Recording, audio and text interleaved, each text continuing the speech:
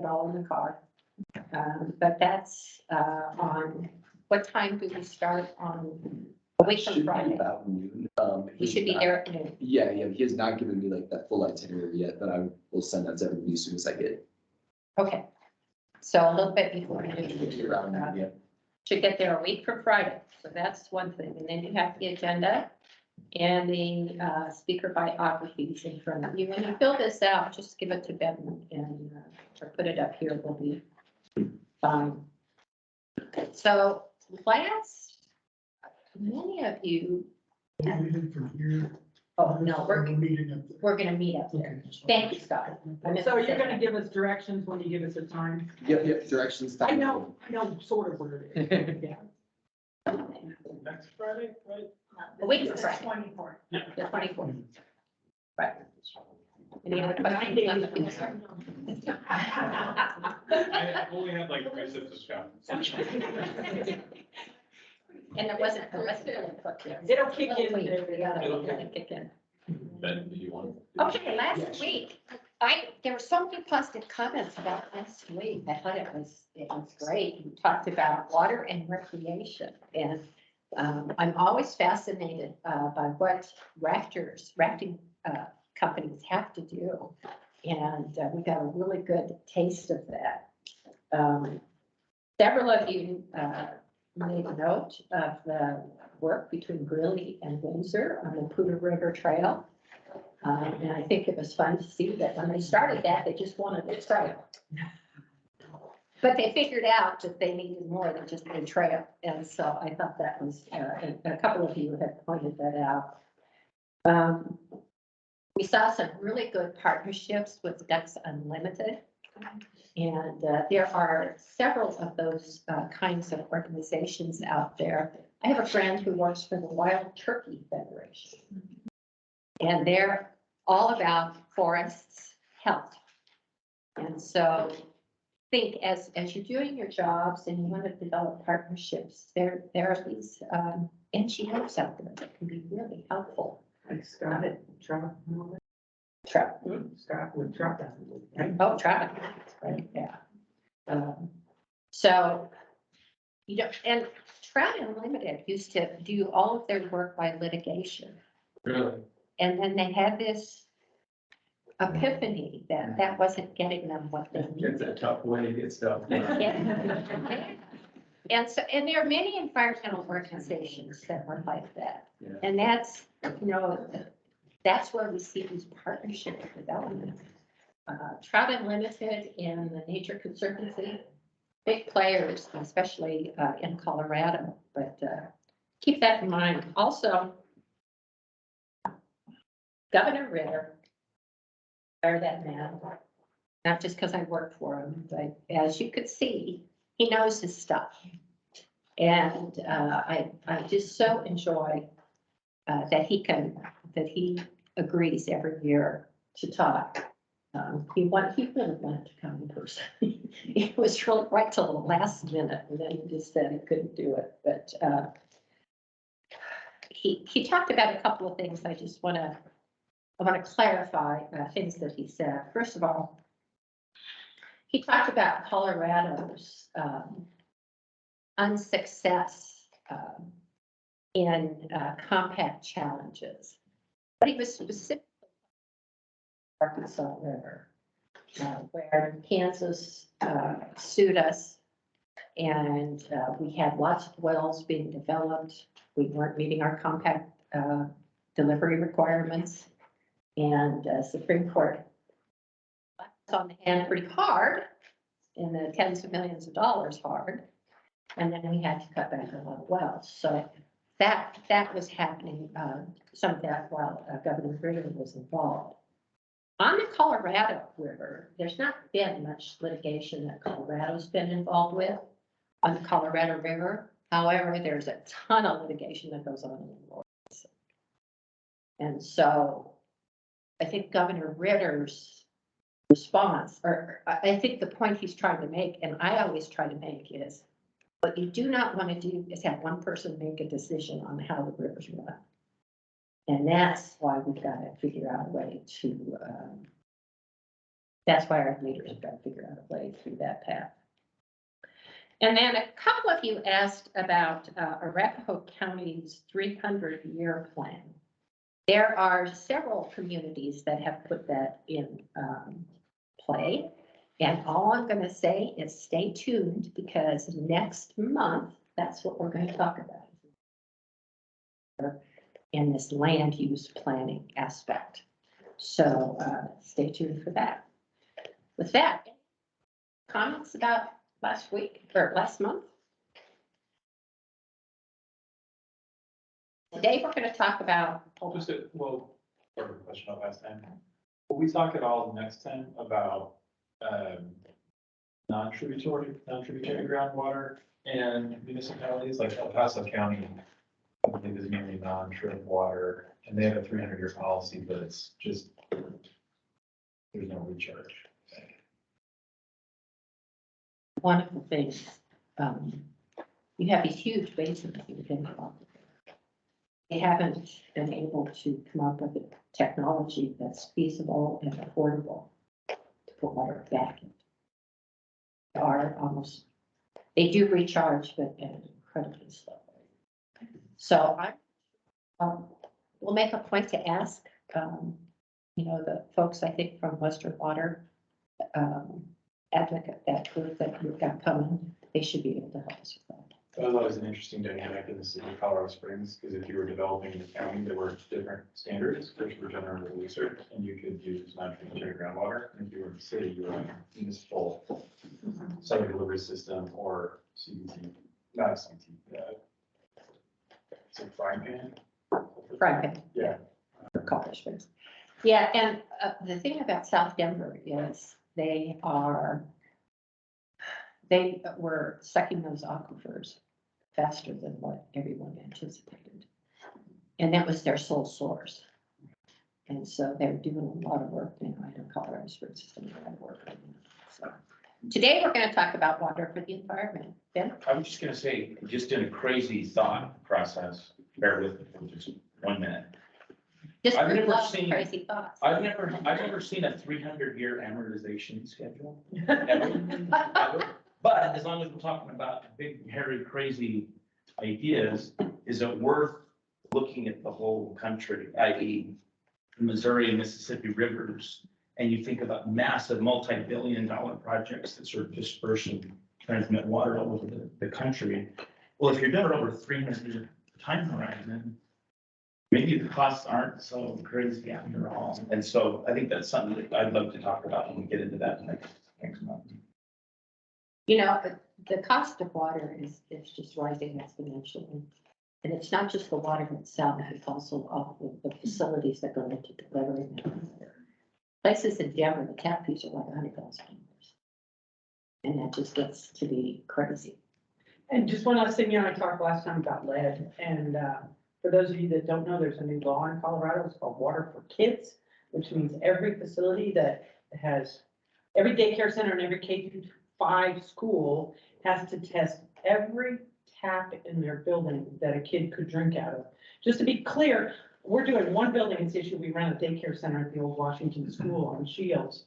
And there will be 28 samples at that one building. So think about every K through 5 school in this town, there's got to be hundreds and hundreds of them. So anyway, you're going to see a lot of this in the news because these are due this spring. Actually, the state's doing, the legislation was good. We just have to take the samples. The state's paying for the test. And there's actually some money for remediation if we get hits. But I'm sure this is going to be a big to-do. So just be aware of that this is going on in your local communities right now. That's very timely after you Flint, Michigan. Yeah, exactly. Well, and it's just, I didn't realize what a big deal it was till we sat down last week, because not only do you have to do 28, you have to hit every tap in the building, you have to start at the building entrance, because you have to wait the pipes, it has to have been sitting in the pipes for 8 hours, that's how you test for lead. And you have to start at the building entrance and then work your way through the building so you don't accidentally flush You know, if you started at the far end of the building, you'd flush all the previous, so you have to sit down with your plumbing thing and map out every building, and I'm like, I have to do one building, and it's already eaten up half the day's worth of labor for 4 people, so. And we haven't even gone into the building to test yet, we're just setting it up. And you're saying front, because you're assuming the tap is coming from the street, from the front. Well, this is intended to test the lead content of the pipes in the building, not the service. That's a whole different, that's the federal lead rules. But this is, they want the very first draw out of the tap, and they don't want the water to have been, you know, flushed through the building. They want it, that nice stagnant water. So remember, I told you guys, run your water. Is it a test that's done annually? This was a Colorado law, and it's a one-time test, and it's intended, and next year, by the way, it will extend to middle schools.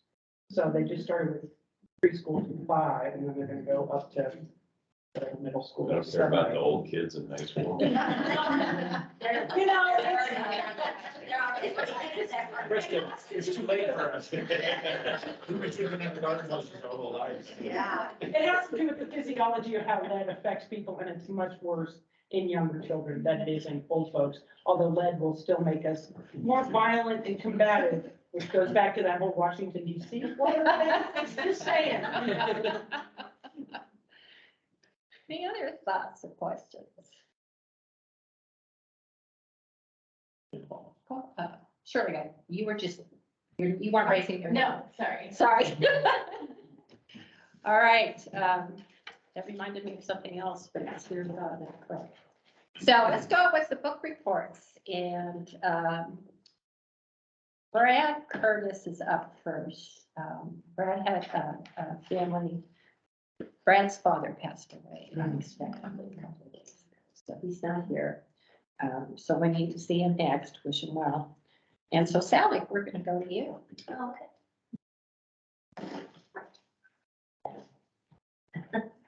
Okay, great.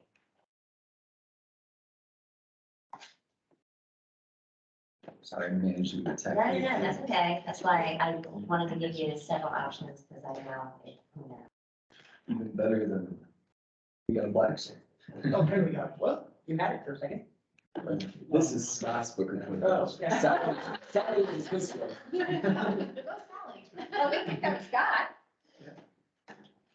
Let's try to upload that one more time. Is it easier if you just stay with Scott's? Do you want to do mine? Sure, yeah, I mean, yeah. All right, I'd like to Scott, go let's first, do- yeah. Okay. We'll go, put you up first. So I read Pulse of the River, a book that came out in 2007, now out of print. But I saw that you can get good used copies for under $10 if you're interested. Don't we love Amazon? For that. Just page it. The subtitle kind of speaks to really what the book's about. Colorado writers speak for the endangered cashless pooter. And so, You probably want to go to the bottom there, where it shows the slide go over. yeah. It's numbers. Oh, it's not uploaded. Yeah, it's just, They're close that one. it's freezing up. So, see, it's neat. It's a nice computer. Yeah.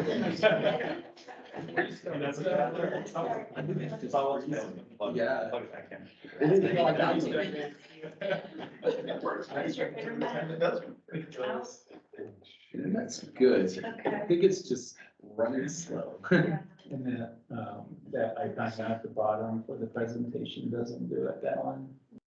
Yeah, no, it won't click any of them. Let me stop share. But I can just, No, You nothing. could download it, and then maybe getting it off, I've got it on a thumb drive too, if you want. getting it off the cloud. Yeah.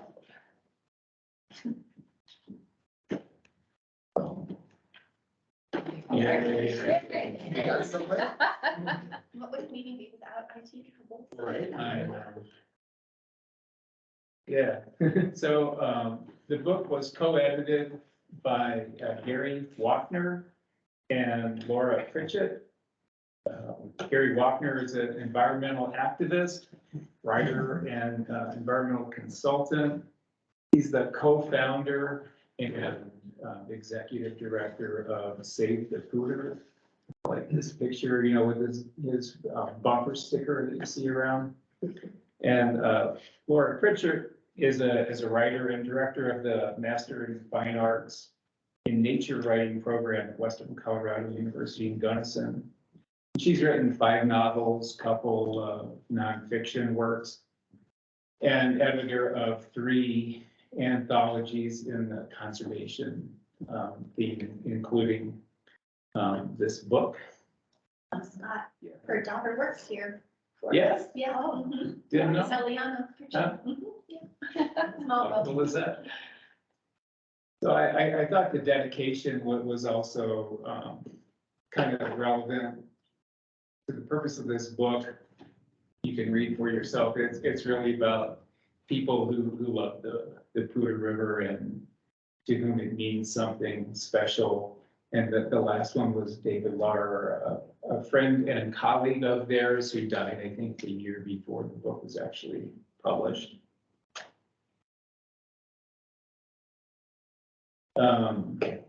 The book, I think, was conceived after the announcement of 3 large storage projects in Larimer County, so Glade Reservoir, the Halligan and Seaman Dam expansion projects. So all of a sudden in Larimer County, there's more going on in terms of large projects than anywhere else in the western US. And they felt that they needed to do something.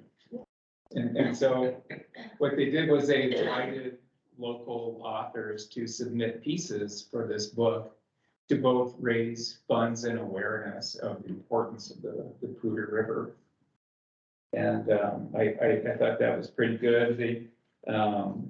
The goal was to create a Poudre River anthology, a collection of new works, again, from local authors, and the proceeds were dedicated to the Colorado Water Trust, which they describe as an extraordinary new organization dedicated to acquiring or assisting others in acquiring water rights or interest in water rights using voluntary approaches from willing owners for conservation benefits. And you will hear about the Colorado Water Trust today around lunchtime. Yeah. I shared an office with them for a year and a half.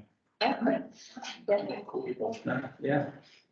And so at the time, I think they were like 5 or 6 years old. As the submissions started coming in, they, Wapner and Laura Pritchett decided to organize the book into 4 parts. The first one's Maybe I'm in Love. This section title comes from a line in the book called Narrows, and focuses on the healing powers of this river, or really any river. Part 2, kind of Vertigo, really deals with learning about the Poudre with writings that celebrate the natural gifts. So sort of some of the environmental or natural things associated with the river. Spiral of Our Life is really looking at more of a long term. So maybe the span of somebody's lifetime or dating back to the 1860s. And Our Bodies, Our Rivers really asserts that through interacting with the river in some fashion. So, wading in it, rafting down it, sitting by it, whatever, we can learn more about ourselves.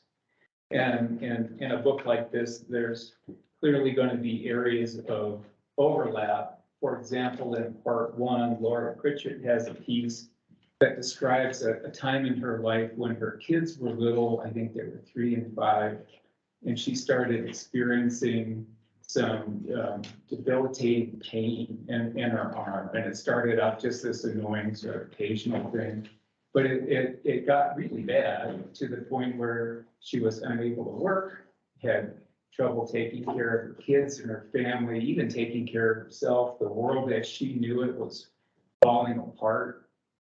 And as she visited different specialists and received different kinds of treatment and therapy, she found herself going back to the river to, just because it was a place that was near and dear to her heart. And kind of in the middle of this story, she talks about the town of LaPorte where she grew up. And this was kind of interesting to me because I live almost in LaPorte, just on the border between Fort Collins and LaPorte. I'll read just a little bit from here. The town I grew up in and now reside near is named LaPorte. It's French for the door or beyond the gate, a gift from the first French trappers who prized this valley since it rested near an entryway to the Rocky Mountains. And the trappers named this river to give us the door to the mountains, the cache la poudre, cache of powder.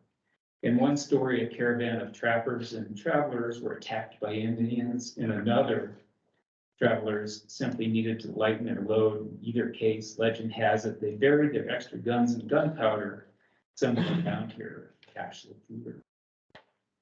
In the 1860s, LaPorte had 4 saloons, a brewery, a butcher shop, a shoe shop, 2 blacksmith shops, a store, and a hotel. The town housed trappers, traders, Indians, the military, the Overland Trail stage station, the county courthouse. LaPorte was the biggest settlement north of Denver. It was an important place to stop on the journey along the Overland Trail, all because of this river. I've looked for the cache my whole life, but the river offered other treasures instead: old nails, blue bottles, foundations of old stone houses, cable that was used for the ferry crossing.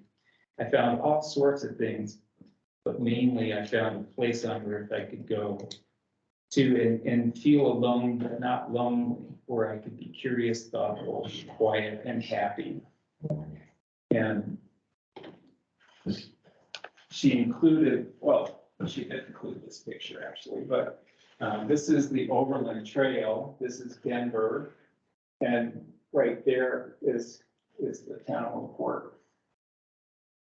And so this is before Fort Collins really became much of a city at all. And I just thought it was interesting that this tiny little town that most people don't hardly notice was the biggest settlement in the area. That's an example of some of the overlap. In part 2, this is again some of the natural stuff associated with the Poudre. There's a poem called Herons that I'll read a little bit of. They might have flown in from China or the Cretaceous. They look so odd. Great blue herons wheeling in 2s or 3s over the red rock wall carved by the hissing river. These ancient birds gather at dusk in my valley, 6, 9, 14 ink-brushed bodies in sky ballet. They land with a great spring of legs on the top of the ridge, then fold themselves into rigid attention, looking off at the mountains until darkness sends me home. So this book has a variety of stuff in it. That's a good example from part 2. Part 3, Spiral of Our Life. There's a piece by Mark Easter who describes the Hayden Geological Survey Party of 1869 and details etchings made by Henry Wood Elliott, who the author describes as one of the last people to see the Poudre River in its natural state. And he goes on to, at the end of his essay, there are some photographs, and I tried to take a picture of it, and it didn't come out great, but this is these are travelers on the Glade Road. And in this piece here, this is now Soldier Dam, and all of this is now Forest Tooth Reservoir. And so here's a picture of what it looks like today. There was a couple of photographers that attempted to find the location where these etchings were originally drawn and photographed, and as they occur today, I thought that was kind of neat. Part 4, this is interacting with the river and learning something about it or yourself. There's stories about kayakers and kayaking accidents, some of them fatal.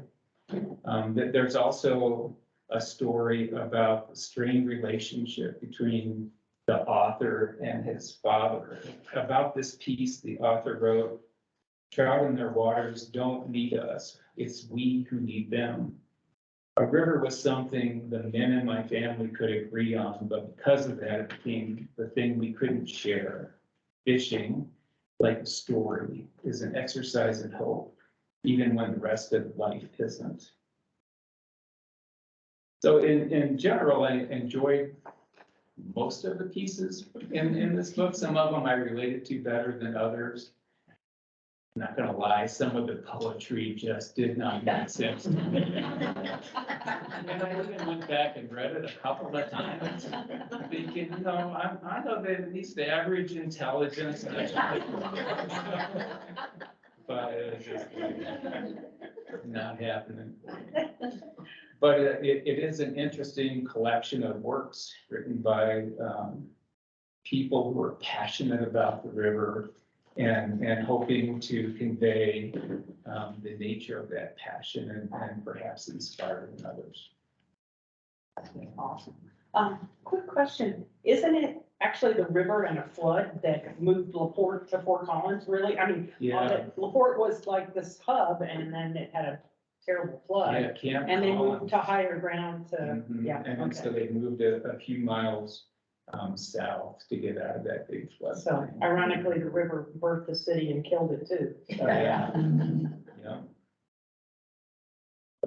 LaPorte still has 2 bars. So I know about the swing station, but I don't know another. You can get, the Meal Mice has alcohol, Oh, actually, that's not a- Burns has alcohol now. You can get, yeah, so, So, yeah. compared to like the long branch that it replaced, you know, but. Yeah, He's but also a has drinking sex, dog, right?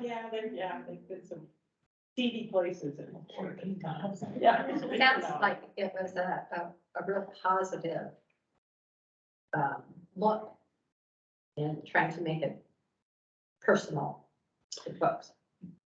And there's also a couple pieces that kind of provide some jarring digs in the, you know, the effort to dam it all up. And so they tried to balance it, I think, and did pretty well. Good. Yeah. Does Lochner have an essay where he criticizes this? So this was just a couple of years after the first permitting started to happen. So, you know, as we know, these things take decades to get done. So he didn't write about that specifically, but just in general, all of a sudden, these 3 big projects threatening the river that's near and dear to his heart. But he's suing the city of Fort Collins and Larimer County over NIST right now. I think he also was against Watson's, is that the fish hatchery or Watson? Is it Watson Lake where they have the fish, what is that? There's a hatchery. It's hatchery there. Yeah, okay, I wasn't sure if that was the right word for it, okay, yeah. Because when we were there. Well, that's been there before he got. I was about to say, that's been there forever. Oh, I thought he was part of that group too, that was against Yeah. any kind of. So he's against most things that have any impact on the river. And, you know, while I can't put myself in his position to be that in the face of everybody and sue whomever, tilting at windmills kind of thing, you know. I think that it's important for people like him to try to balance out what's going to happen anyway, but perhaps with less environmental impact that it might have had without that voice. Good. All right, Sally. Oh, wait, can we Yeah.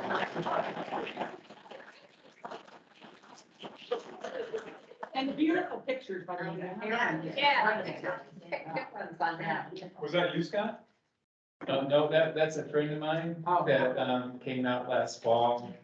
And one of his bucket list things was to fish the upper Cooter one more time, so we went out on the work this fall.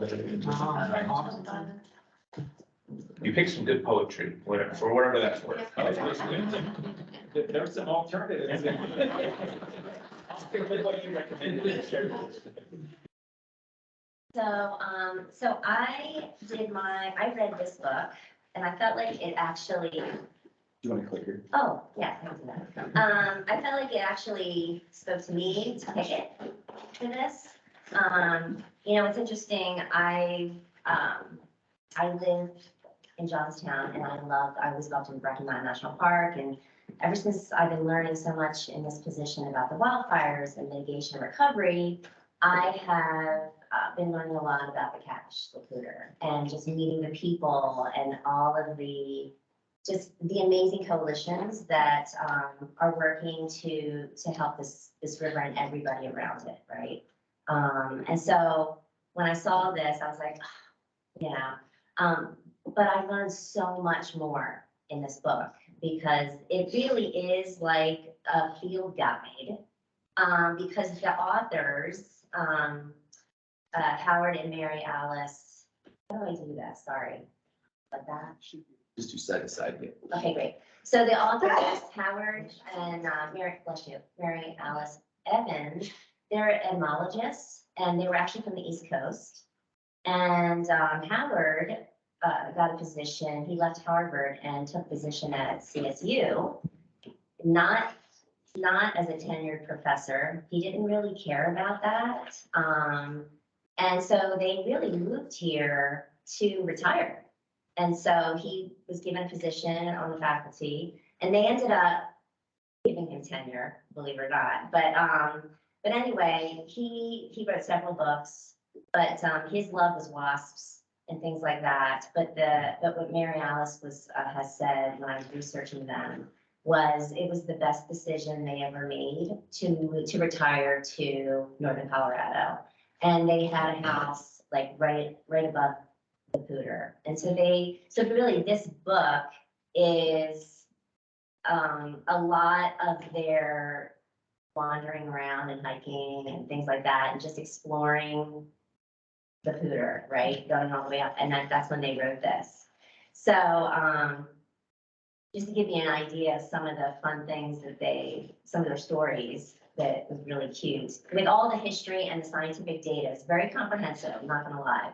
Because I can envision them, they're hiking along and then they see a flower and they're like, oh, and then next thing you know, it's all about this flower. And it's, you know what I mean? So it's pretty cool. And one time they brought their dog on a hike and they never again brought their dog on a hike after this. So it was about like April timeframe, and they said that they talked about ticks. So it goes from like bacteria all the way up the food chain to humans, basically. And how everything relies on the river and everything around it. And so anyway, one of the components was about ticks and Rocky Mountain fever, and things like that. And so, and I just can't get it out of my head. That's why I'm gonna share it with you. I would still go up to the Cooter, even though, so anyway, they went on this hike and they came back home and they, basically checked each other for ticks, but their dog had like 100 ticks on the dog. And that's just what they did. Like the whole time the afternoon was like picking the ticks up. And the funny thing is like, this is a guy who I can imagine when I was reading about him, that was very serious, and he wasn't very social with people, but every once in a while he'd like give a zinger, very witty, right? And so he would talk about things like that. And then, so this story itself, when he said, he's like, after that, we never brought the dog on the hikes again. It was just so funny. I was like, yeah, I can appreciate that. So anyway, I wanted to, as I say in this slide here, one of the things that is really cool about this book is that not only does it show like their anecdotal stories, but it really does have a rich narrative of the history and the biology of the Cache Laputa, right? From the high country all the way down to Front Range. And that encompasses, like I said, bacteria all the way to like the mayflies and the stoneflies and then the trout. And then all of the birds. I am a huge bird fan. I love bird watching. And so they talked about all kinds of different birds and some of them that I didn't even know, like the solitaire and things like that existed up there, especially in the wilderness area on the Southport side. And so anyway, that's basically that, how they basically set the book up, because they're scientists. But what they loved about when they moved here was that all of the stuff that they would write about and research about, they were actually getting to experience here. And that's pretty cool. And so that's what's in this book. Okay, so what's in a name? Scott basically told us a little bit about the story of how the Poudre got its name. And so it was a mistranslation. Actually, John C. Fremont was out exploring with Kit Carson in, I think it was like 1842, yeah. And they were trying to cross the Rocky Mountains, and they were trying to create that Oregon Trail. And so anyway, he called it Cache a la Poudre. But in translation, it became just Cache Laputa. And so who's credited basically with the name is actually Daniel Boone's grandson. Because Daniel Boone's grandson was on the expedition with William Ashley. And in 1825, they were basically fur trappers. When Europeans came here, they not only pushed the Native Americans out, but they also eradicated beaver. And that's why we have a lot of flooding and things like that on the Poudre. And you'll see in later slides, like the city really took me up to see the devastation of the burn scar from Cameron Peak. And one of the things that when I was talking, there was a couple people with me, and Adam Jokas was one of them, and then also Chris Stern, who's from the Colorado Water Conservation Board. Yeah. And so it was amazing. I was so lucky to be with him because he is just a vast encyclopedia of knowledge. And so we were all kidding around and we were like, hey, wouldn't it be amazing if we could just bring beavers back? Right? And so anyway, and so they mentioned that in here too. There's some reclamation work happening where they go in and do man-made beaver dams. That's so cool. Trying to get the same effect of slowing water. Yeah, well, that's what they say too in here is that, like, when you look at the Poudre, it's like sometimes it seems like only trickles and things like that. And next thing you know, when there's a rain, there's all this flash flooding and debris flows and things like that. And you're not thinking about that when you're looking at the river on a nice day. And next thing you know, it can turn.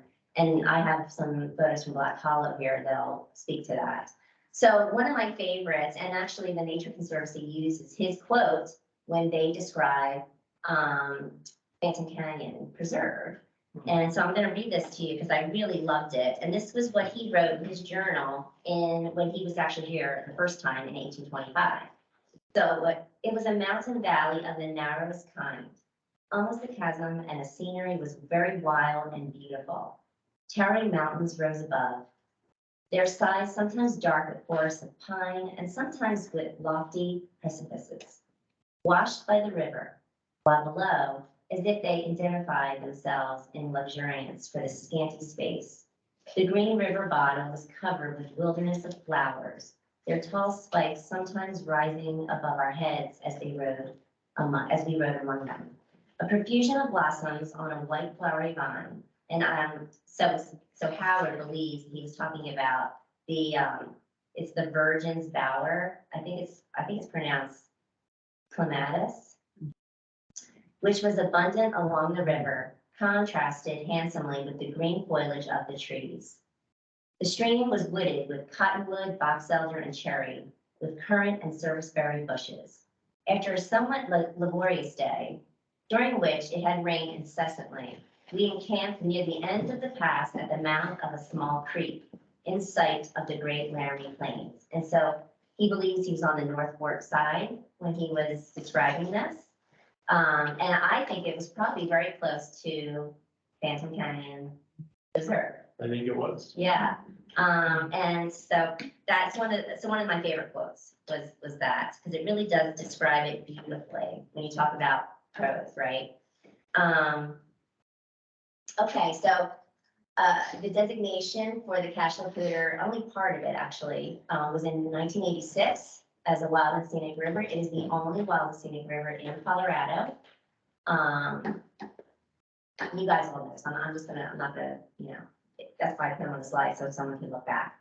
So the Cache National Heritage Area, the reason I say the Cache is because Poudre Heritage Alliance is thinking about rebranding. So I was kidding around with them and I said, well, when I talk about this, I will mention it. Okay, so the Cache la Poudre National Heritage Area was the first national heritage area designated west of the Mississippi River. And so it allows the Poudre River downstream from the Roosevelt National Forest boundary to the river's confluence with the South Platte River east of Greeley.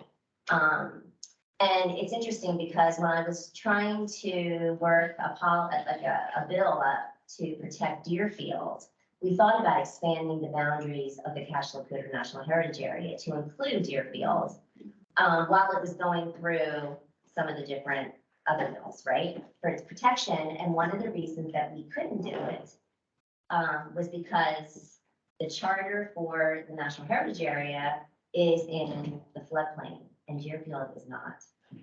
So I learned that. And one of the things I'm really excited about and wanted to share with you as we're talking about Cache la Poudre is I was part of the delegation that we were able to reauthorize the National Heritage Areas in Senate Bill 1942. And that includes the 3 National Heritage Areas in Colorado. So really exciting. It'll help just, make things more streamlined when it comes back up for reauthorization, because prior to this, it was very piecemeal and everybody was like, having hearings wanting to be reauthorized and all these different, time frames. And so now it's more streamlined. So 45 out of the 55 National Heritage Areas will be reauthorized for the next 15 years. And then they're up again. So I wanted to talk a little bit about this book and the environmental impacts of, when it comes to Cache la Poudre. So, Excuse me, you've got about 5 minutes. All right, well, okay. So over here on your left-hand side is Watson Lake, where they have the fish hatchery. And then above is Black Hollow, when the flash flood and debris flow happens. And then see that glass below? That was taken when I went through to the Greeley water facility. And that was right after, that was in July, but right before no, that was the same week of the flash flood. It was the same week of the flash flood. And so there was a lot of dead fish everywhere. And so they would go in and they would they would take a beer glass and they would go in and they would take it. And literally that's what it was. And it was like that and it never settled. So they had to close the water coming in from Cache la Poudre's river into the facility, because otherwise it would have just damaged the equipment. So they couldn't even use the water from there. And it made me realize how important it is that, it really is a hardworking river, because not only is Greeley using it for water and then Fort Collins and then recreational, like Brad was talking about, whitewater rafting, but Rob Graves, who owns Noosa Yogurt, he had to do some makeshift stuff too, because he was getting debris when he was using the water, and he doesn't have a very, very, extensive system like the Greeley water plant, right? And so it just made me realize, even New Belgium, they make beer and they use the water from the cooter, right? So it's just really, really interesting to see how it is relied on so heavily. And when something like this happens, it literally shuts down economic, the economy too, right? But then also on your right-hand side, I wanted to show you that Cameron Peak actually, Scott was mentioning the different reservoirs up in North Fork, right? So when I was able to go up there, 208,000 burn scar acres is actually right up against watersheds, like actual water. And so the only way that they could try and prevent a lot of that from getting into the water is they have these like little, you can see them kind of, the white, they're like, and when you're building your house and the developer puts those hay rolls to keep, okay, it's kind of like that, that's the concept. And just to see it was just, amazing. This is the burn scar when we were up looking at, Cameron Peak. And so I'm not gonna, I'll let you guys read the slides since I'm running out of time. And these are some of the fire impacts to the watersheds. So this is Black Hollow. I went up there to survey the area with the congressman, and it was devastating. And it was hard to believe. Literally, the mountain came down and took 4 lives. And so that whole year, I'm sure all of us were getting those alerts. So every time there was a rain, it was like, it didn't seem like a big deal, but we were getting alerts because there could be another flash flood up there. And so these are some of the things that are being done to help protect the watershed, and then also wildfire recovery. And I'll let you guys look at that. But I also wanted to share a video that I took of aerial mulching that's happening. And it looks like, oh my gosh, that's only a little bit for such a massive area, but every little bit helps. And we were able to secure, a lot of funding for wildfire mitigation and recovery. And it's very exciting to see that there's like major coalitions and community outreach that's working together to create a more strategic plan when they use the funds. When I was learning about the Cameron Peak fire and then also East Troublesome, because of the strategy of the land treatment that was done on the Cameron Peak side, really did save Estes Park. And it was proof that strategy does work. And if you're given enough time to plan and to use that money, it really does go far. Whereas on the other side, they kind of did, they call it like a shotgun approach, where it was like, and it just, with the right conditions, it just took it. It's taking me to my own page. I to my own actually drive. in Google Drive versus OneDrive. Right? This is. Yeah, I can speak from experience on the Hyde Park fire that hit Chris Canyon area in 2012. In 2013, I'm on the volunteer fire department. Is it Every- OneDrive? Every time it rained, the road would wash out and we'd have to run barricades and close the road. And of course, it impacted the footer too. So sometimes the footer would close and they'd route everybody through Risk Canyon, and sometimes we'd have to close Risk Canyon and we'd route everybody through Masonville. And there's the infamous day when all 3 of them were closed and we just don't keep them. You can't come up here. And then You can't go down, go up, whatever. Yeah. It would definitely tell me to- What was interesting about Black Hollow's experience is that the river actually moved itself. It created a new path. Well, and what's really interesting, if you've ever Right. been on West Canyon, our creek is this big. And yet, when you have a Colorado summer thunderstorm the year after a giant fire, it would wash down massive, Yes. yeah, people's homes completely wash away. No, I don't think so. So we'll work on it and show it later. So let's thank Kelly. It's really nice to have somebody personal pictures as part of their book. That's great, and those personal experiences with Cameron Peak and East Troublesome. It's a devastating. It's just devastating, and so we're trying to recover from that. So let's go to their next group of speakers, and we're gonna, your book reports are perfect for today. You know, already introduced you to the Water Trust and cash recruiter history and development, and you're gonna hear more. And this next panel is on the Cougar River. And so I'm pleased to introduce, you have Gail's presentation?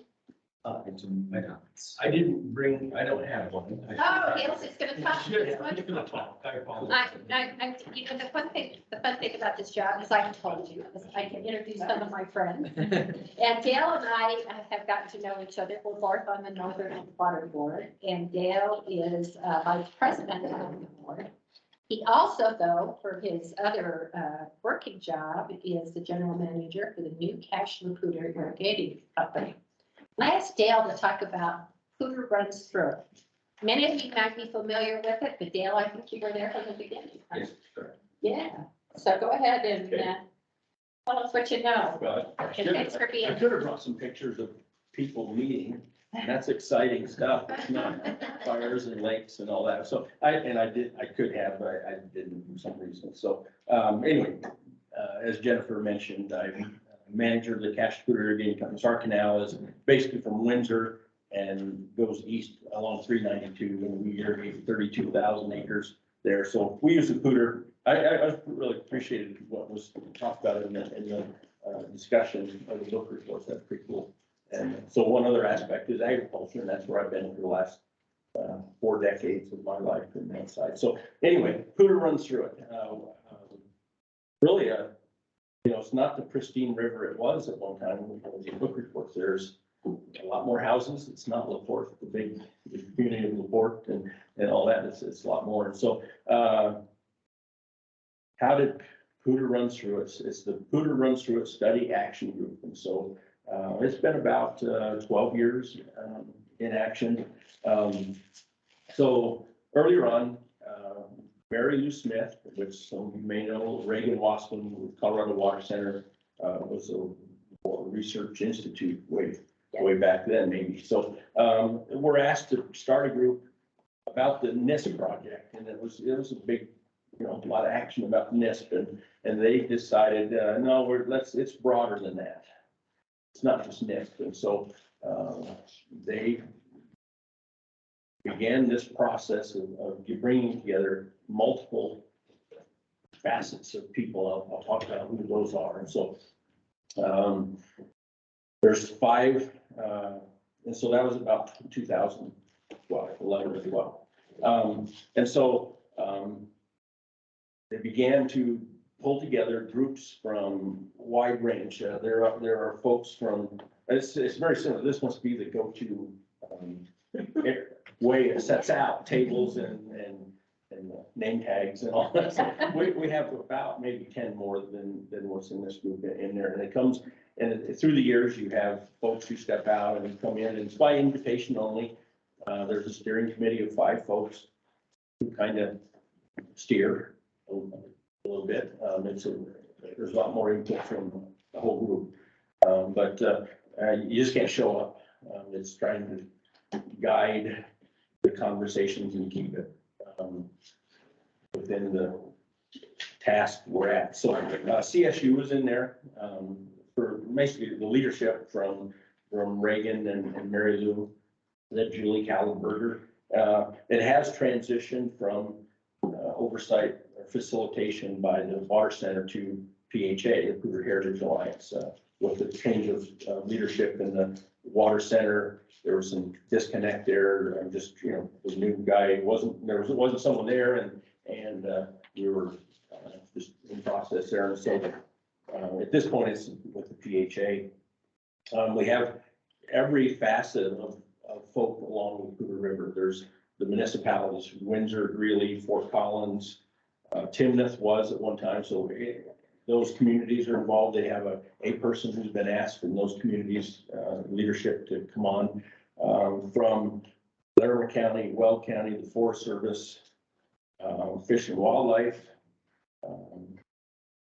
and of course my area, the ag, there's been company representatives and individual farmers as well. A little bit hard to get farmers on there. They don't spend the time doing that, seems like, but they rely on the ditch companies to deal with that. But also, we've had business folk. We did have Ray Caraway from Community Foundation here was on it at one time. And we used the Community Foundation as the funding or as the, Fiscal. yeah, fiscal a manager or however you want to say that there. So DDA is downtown development. His name. Authority. Matt Matt, what is it? Authority. Yes, that's it. And some developers, was mentioned the Greeley or the Soldier Canyon filter plant, they're on there, the tri-districts, Richard Raines.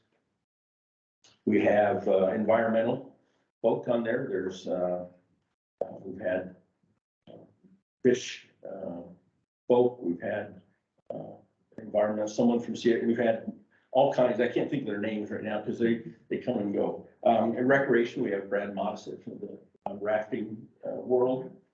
And then other entities in the basin, Northern's there, Hooter Heritage Alliance, of course, the Coalition for the Hooter River Watershed.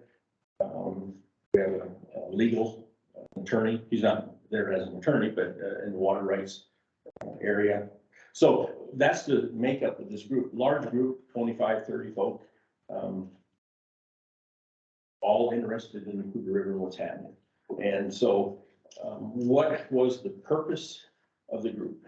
To bring together all of those. I mean, I'm an ag guy, I don't care is not the right word, but you know, what happens in Fort Collins, but I mean, you know, it's on the river, so it does, but and Fort Collins doesn't care, or anyone doesn't care really what's happening downstream. So this group, the purpose of the group was to bring together these maybe disinterested folk and pull them together. And let's talk about the Hooter River. It does flow from west to east, and what happens upstream affects downstream, and what happens downstream affects upstream. And so the purpose was to bring all these together. And so the study action, we just don't study side.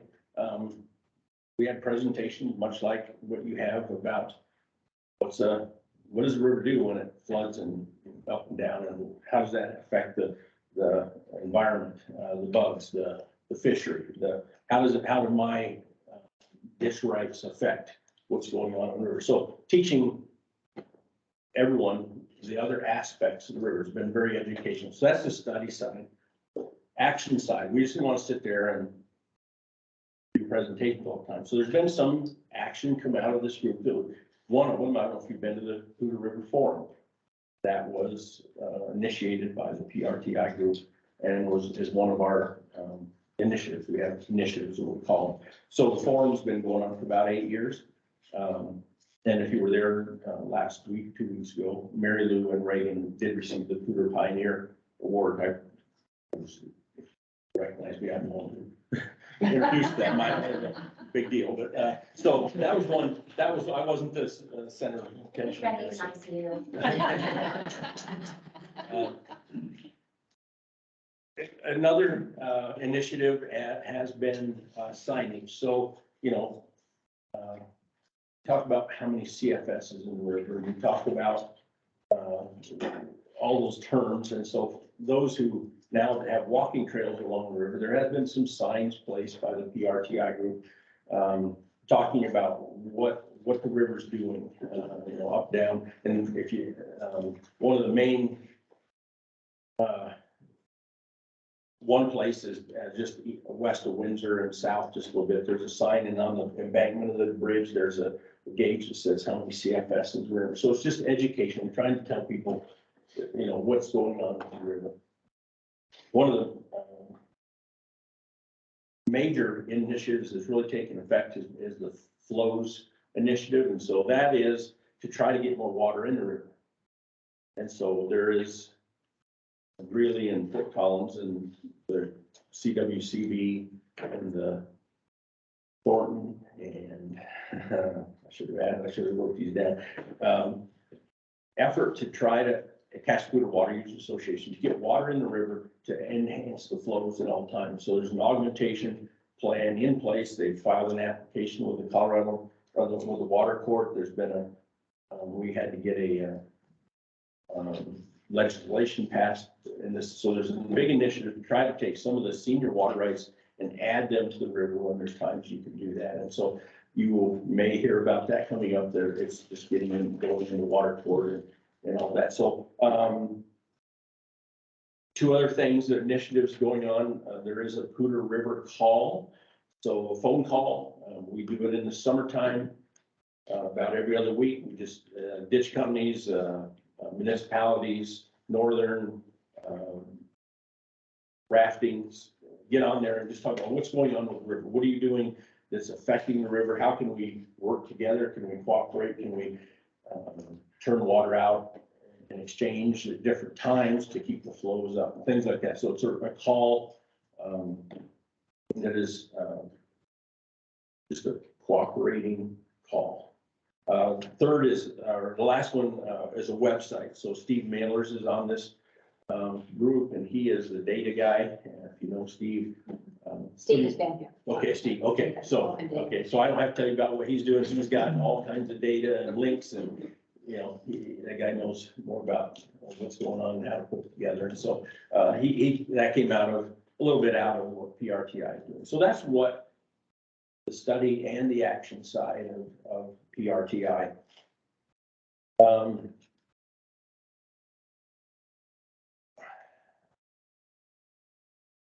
How does PRTI operate? It's a wide ranging group. You got urban and ag, you've got developers and conservatives or conservationists, and you got, how do you deal with all that? So it's a consensus group, okay? There's no, there's only been, I think, I was trying to think about, there's been one thing that we really had issues, well, two things, I guess. One is NIST. There's been, that's tough to talk about NIST in a group where you've got both sides. And so we're trying to meet and have like-mindedness in a lot of things, and there's not like-mindedness about NIST. The second was a water bank, an ATM situation with some of the folks that say, hey, we shouldn't go into that because you may be price setting or affecting the market, and those who are buying water didn't like that. So, but we're consensus based, so we just give thumbs up, sideways, or down on projects or on discussions. And so, I may not agree with something fully, but I can live with it, not down. But so it's worked really well. I went into it with man, not gonna get along here well, because our water rights are 150 years old, and and there's a lot of things happened since then that affect those. But it's been a good conversation about how to work together. So what do we talk about? River health is one thing. Obviously, from my side, you're talking about the flow or the flood, the fire in the sedimentation in there. I've irrigated with black water. It doesn't matter, where I'm at, it still irrigates, and it might add some nutrients to the ground a little bit. But there's folks who that affects fish, it affects, the whole region. So storage is another thing. As urban growth continues and ag rights are purchased, you gotta have storage. Because when the snow starts to melt, it's gonna melt in May and June. That's the majority of the water. But you like to take showers 12 months out of the year, just not May and June. And so you got a place to put it. And whether you like storage or not, it's gotta happen. So we talk about storage and how it works in some of the projects, the Seaman expansion and NISP and other possibilities. We've talked about projects on the river. There's been a lot of discussion about beavers. We're gonna have that discussion as well. I'm not on PRTI anymore. Last month was my last month. So I'm half retired, and so I'm out, and so it's coming in. But next month, I think they're gonna talk about beavers. So an interesting concept. How does that affect the river though? Now you're gonna pond it up, you're gonna have more evaporation, you're gonna have more, I mean, so, you know, that affects things, and it's, so, okay, we're gonna talk about, they're gonna talk about that. It has its advantages, but it changes the way the rivers run down, so those are the kind of conversations we would have. Sedimentation is another issue, and with the, fire, that's another issue, and that sediment moves down. How do you clean, how do you change the river's look to move that sediment through, or, you know, those things, we've talked about those.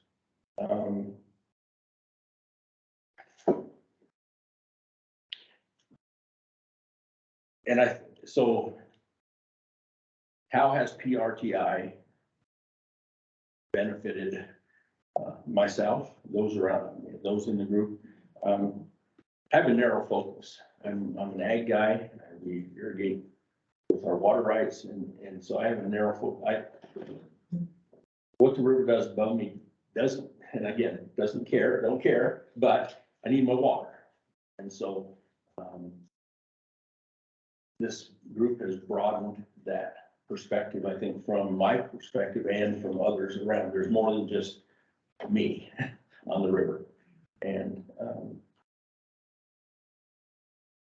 that has been beneficial to me to know, you know, there are other aspects there.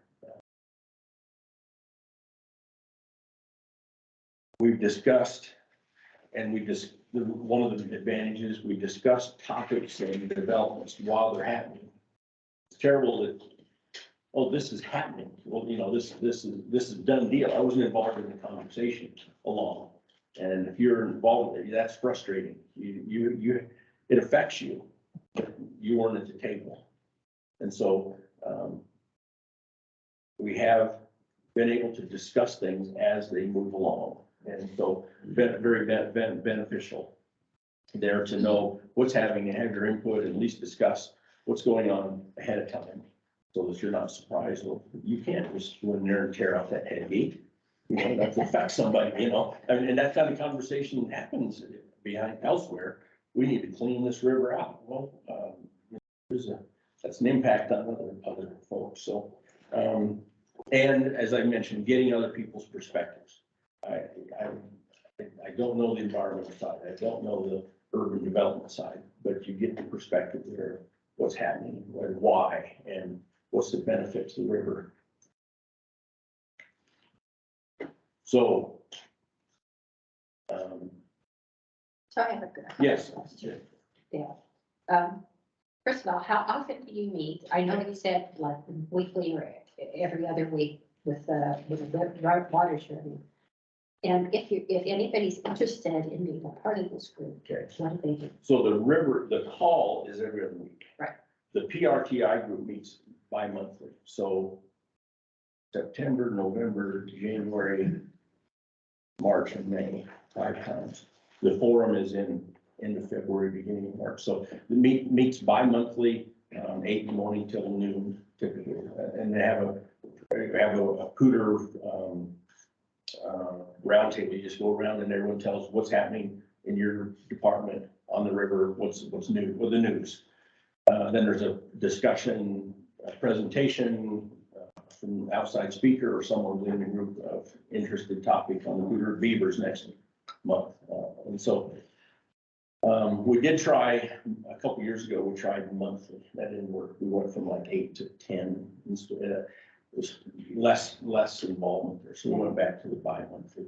Very good attendance. It's been very good. So that's our. And if anybody's interested. Again, it's by invitation. So if someone from Larimer County leaves, someone is asked to take their place. It's not just open to the public. Now, if someone, I know there are folks here from the big Thompson side of things. This is the cooter, sorry. So, so we do have try to get all is hard, facets, different. You can't get every environmentalist involved, every group. You gotta have 1 or 2. You can't get all ag involved, you got, you know, a few, so try to piecemeal that and pull in those who, want to be and have some impact there, so, you know, if you want to come to something, I'm sure we haven't allowed too many, but, you know, if you want to come sit and say, hey, what is this about? I'm sure we could. And there's, on the Water Heritage Foundation website is, Water runs through it. Yeah. It's linked in there now. Linked Yes, in, yeah. and it has a list of all the participants. Yes. So that there's that piece Yeah. there too. So any Okay. other questions for? So aside from meeting, sharing information and different perspectives and stuff, does the group affect change in any way? Well, the first change was you got people at the same table. Well, that's, yeah, right, and I think that's where, I mean, it's not like, oh, you know, this development didn't go through because of PRTI, but I think we've had impact that may have moved something, I don't know if I can say, you know, That's fair. well, but it's not like, well, I mean, the flows group is an act, I mean, that's an outcome that has happened because of PRTI. But now, I mean, you know, if someone wants to change the river, we would just talk about it and we'd give our input and it would change it. Maybe, oh, instead of doing this, we'll do this, not go away or initiate maybe a lot of things, but have a lot of input on. Like increasing flows for rafting and Sure. certain times. Yeah. So, Yeah. good.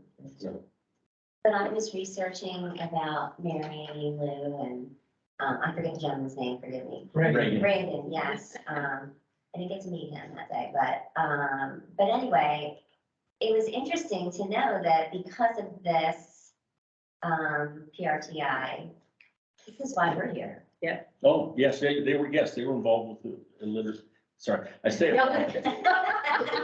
the literate leaders, but my Pennsylvania is illiterate leaders.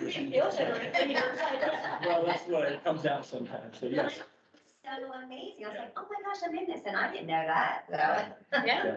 It's pretty cool. that- It began with them Yes, too, we yes. began this. Any other questions? Well, let's thank you. Wow.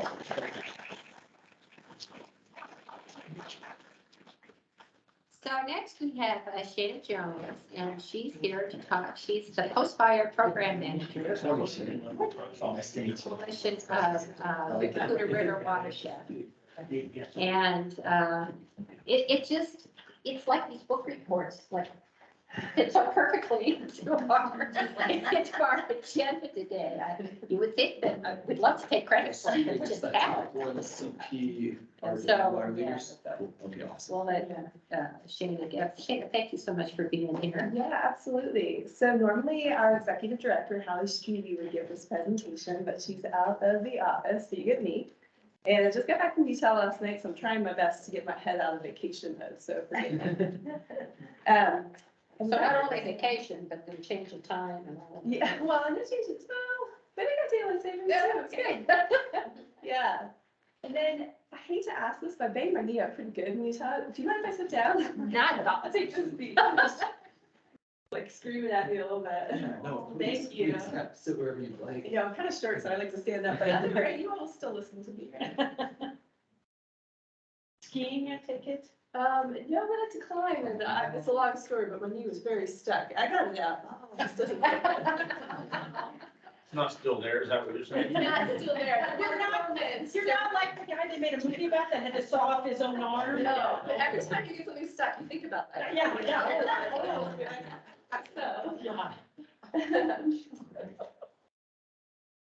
Okay, Sally, that was a great intro. I can skip over some of these slides. I heard you'll ask questions as I go through, which is good. Otherwise, I'll talk your ear off, so please. Sure. Okay, so I'll tell you a little bit about the organization, and I'll tell you a lot about Cameron Peak Fire and what we've been doing there. So for those of you who don't know us, we're our Coalition for the Water River Watershed is a nonprofit based in Fort Collins. We're turning 10 this year. Our mission is to improve and maintain the ecological health of the Water River Watershed through community collaboration. And we actually started after the High Park fire, and we're very involved in that. restoration and recovery as well. Okay, our programs, forests, rivers, education and outreach, adaptive management, all with watershed resilience in mind. As Sally was saying, we really have a really varied watershed. It's 1.2 million acres. That's roughly the size of Delaware. It's big. There's a lot going on. So with all the different industries, water supply, recreation, and all that, the designated one, the scenic, there's definitely a lot going on, a lot of diverse interests. And so what we've really found for our organization is having science-based plans to lead where we do work and what kind of work we do has been really important for us. We have 2 watershed plans, one for the upper Poudre, one for the lower Poudre. And those really help kind of guide where some of the work happens on our end, for us and for some of the partners we work with. Okay, and so Sally was really getting at this very well, I think. So healthy watersheds for us, we found that is key to having vibrant communities, strong economies. And so High Park Fire is when we started. High Park Fire really hit this point home about how important the connection is there, impacts from the fire all across the different uses and industries we have. So I think some of the lessons learned for CPRW from the High Park Fire were that we were very involved in the restoration and recovery, but also we needed to keep up the collaboration in the intervening years from 2013 on through today. We also found through some of our partnerships with some of the research community and the municipalities that the water quality had sort of just returned to baseline from High Park Fire right before Cameron Peak Fire. And so now, of course, we've got Cameron Peak Fire impacting things. So you really do have long-lasting impacts from fires and from mostly what comes after the fires, which we'll talk about in a little bit. And some of the research community, I don't know if this has been talked about yet with you guys, but some of the other large fires in Colorado, they've seen even longer lasting impacts to water quality, like the Haven Fire and things like that. So tend to see these really long standing impacts from fires. And so I'll talk just a little bit about wildfires as physical drivers of change. So there's a diagram here that really talks about the type of forest you have at different altitudes. And ponderosa pine, lower left there, that's a very fire adapted forest type. Those trees have burned. Yes. Look, the fire's been through there. Yes, Yeah, and those are live trees, yes. Thank you. I've seen that. Yeah, so, and it's primarily due to their bark. So their bark, they form sort of a corky layer when they're just saplings. And so that helps them survive, even as young trees, helps them survive the low intensity surface fire. So they're really well adapted to that. Then as they mature, their bark kind of like sloughs off in a fire. And so this type of forest, typically you had more frequent low intensity fires. That helps so you didn't have the bark layer, around as a source. Helps maintain that fire adapted characteristic. We're definitely seeing as we've had less of those more frequent low intensity fires that's starting to change the nature of the forest and its adaptation for to be fire adapted.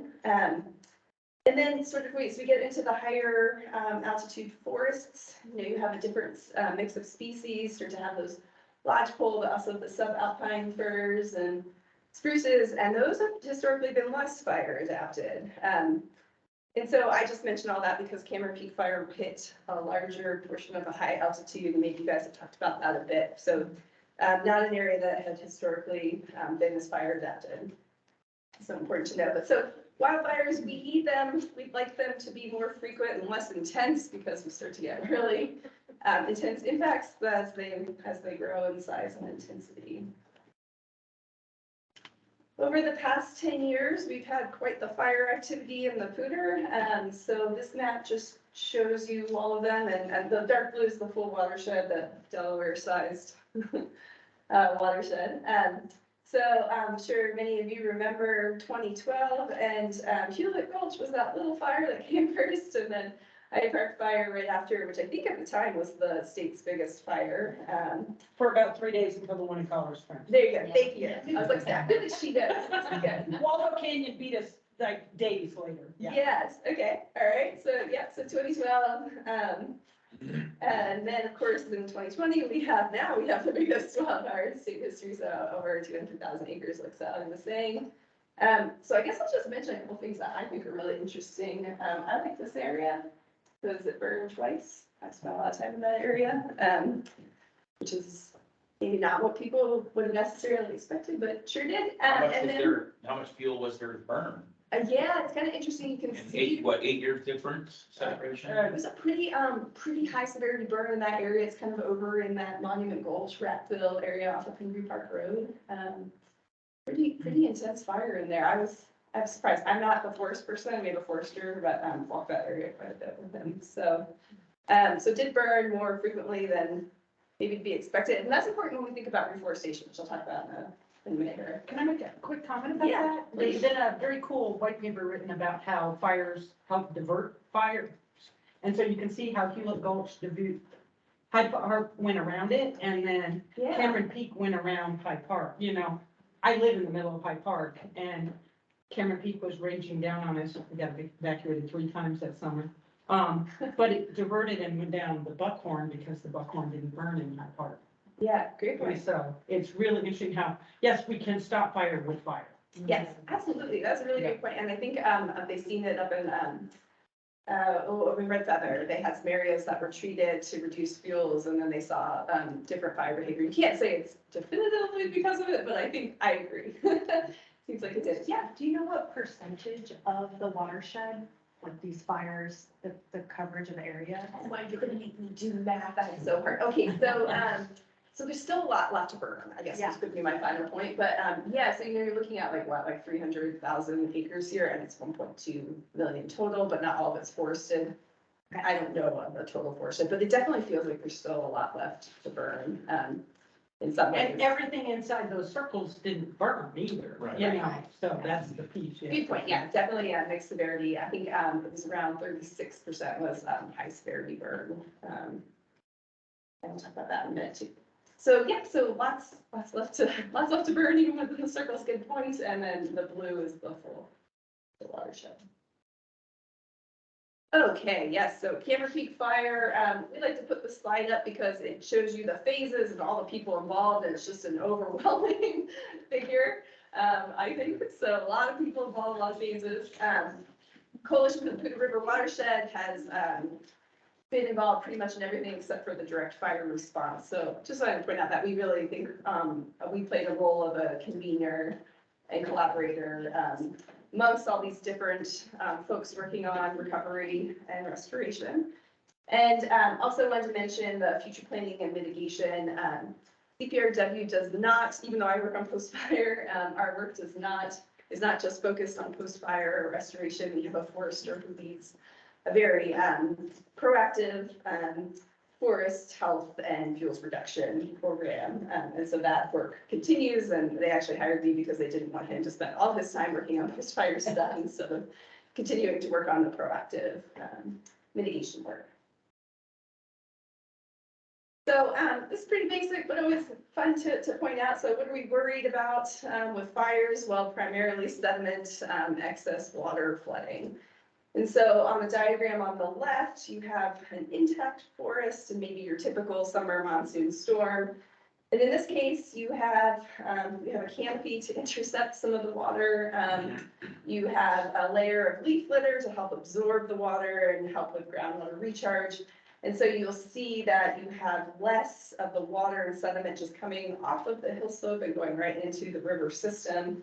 And what we find after a fire is that we typically don't have that leaf litter layer. Instead, we have a layer of ash. Sometimes we have hydrophobic soils that repel water. And so we start to see minimal absorption and groundwater recharge, and start to see a lot more water and sediment coming off the hill slope and going into the river system. Okay, so post-fire flooding and sediment, here's some key things to think about. Wildfires, definitely we need them, but the large ones can have unintended consequences and create a mountain of problems. And here's our video. This is of Skin Gulch after Hyde Park Fire, one of the rain events there. Let's see if it plays, but I have to quickly watch that. Is this the that- basically it shows a lot of water instead of, oh, thank you. Yeah, that's great. So if you're not familiar with skiing gulch, this is kind of where tributary comes in. Here was that County Road 27, kind of going toward Masonville. So typical rainstorm after a fire, somebody mentioned that earlier, definitely, we see a lot of impacts, a lot of black water. Good to hear that you can irrigate with black water.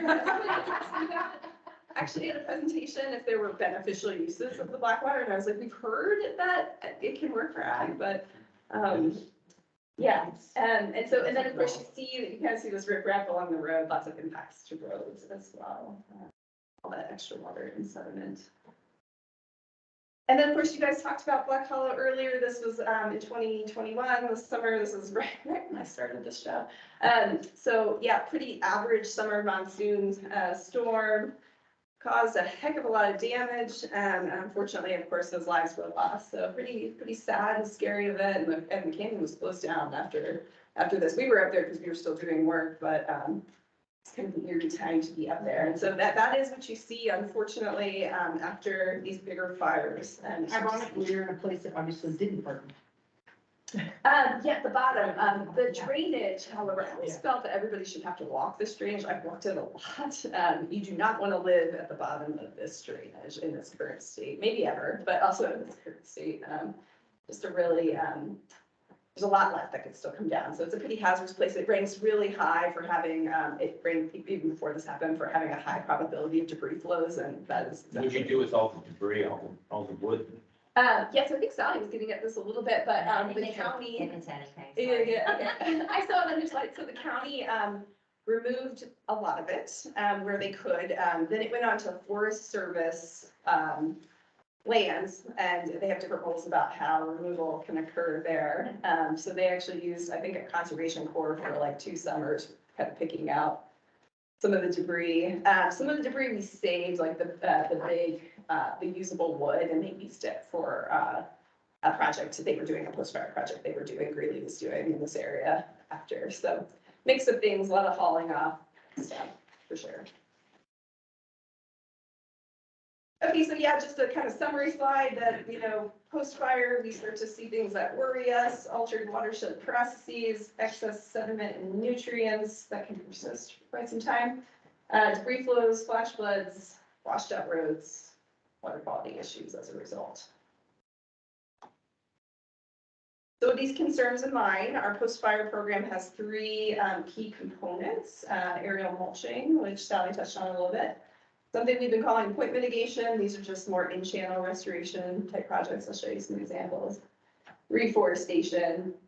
I am your full-time post-fire program manager, so they did, like I said, they did hire me because they knew that there was going to be so much effort and funding needed for at least the next 5 years and maybe longer, that they needed a full-time staff person dedicated to this. I'll mention that these activities are also happening in the Big Thompson, and so I don't know, I know there's some folks joining later today, they may talk about some of this as well. We've been collaborating with them. Can you talk about who's paying for all this? Yes, I have a slide at the end that says funding, but I think it's important to talk about at any point. It's not cheap, it's very expensive work. It's a pretty good mix of funding. Quite a bit in 2021 came from the state, from the CWCB.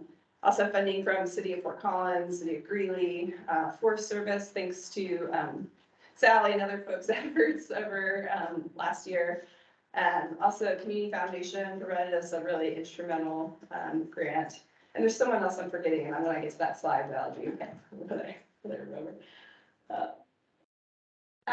Did want to mention we have an online interactive project map that shows you where some of the projects are happening, but mostly I like to put this up because it's got some color coding on it. And so I just wanted to mention that if you have a 200,000 acre fire, you do not have enough resources to treat everything. And so before, while the fire was still burning, partners started meeting to talk about how we were going to prioritize where we did work. So we have a hazard assessment prioritization, incorporates a number of things, and that's the higher priority areas are those in red and orange that pop out. So what are we looking at to prioritize where we do work? Soil burn severity, because it did not, not all of it burned at the highest severity. So the Forest Service will map soil burn severity, important part of us prioritizing things. The USGS modeled the probability of debris flows, like the ones we saw at Black Hollow. So that is a part of the assessment framework as well.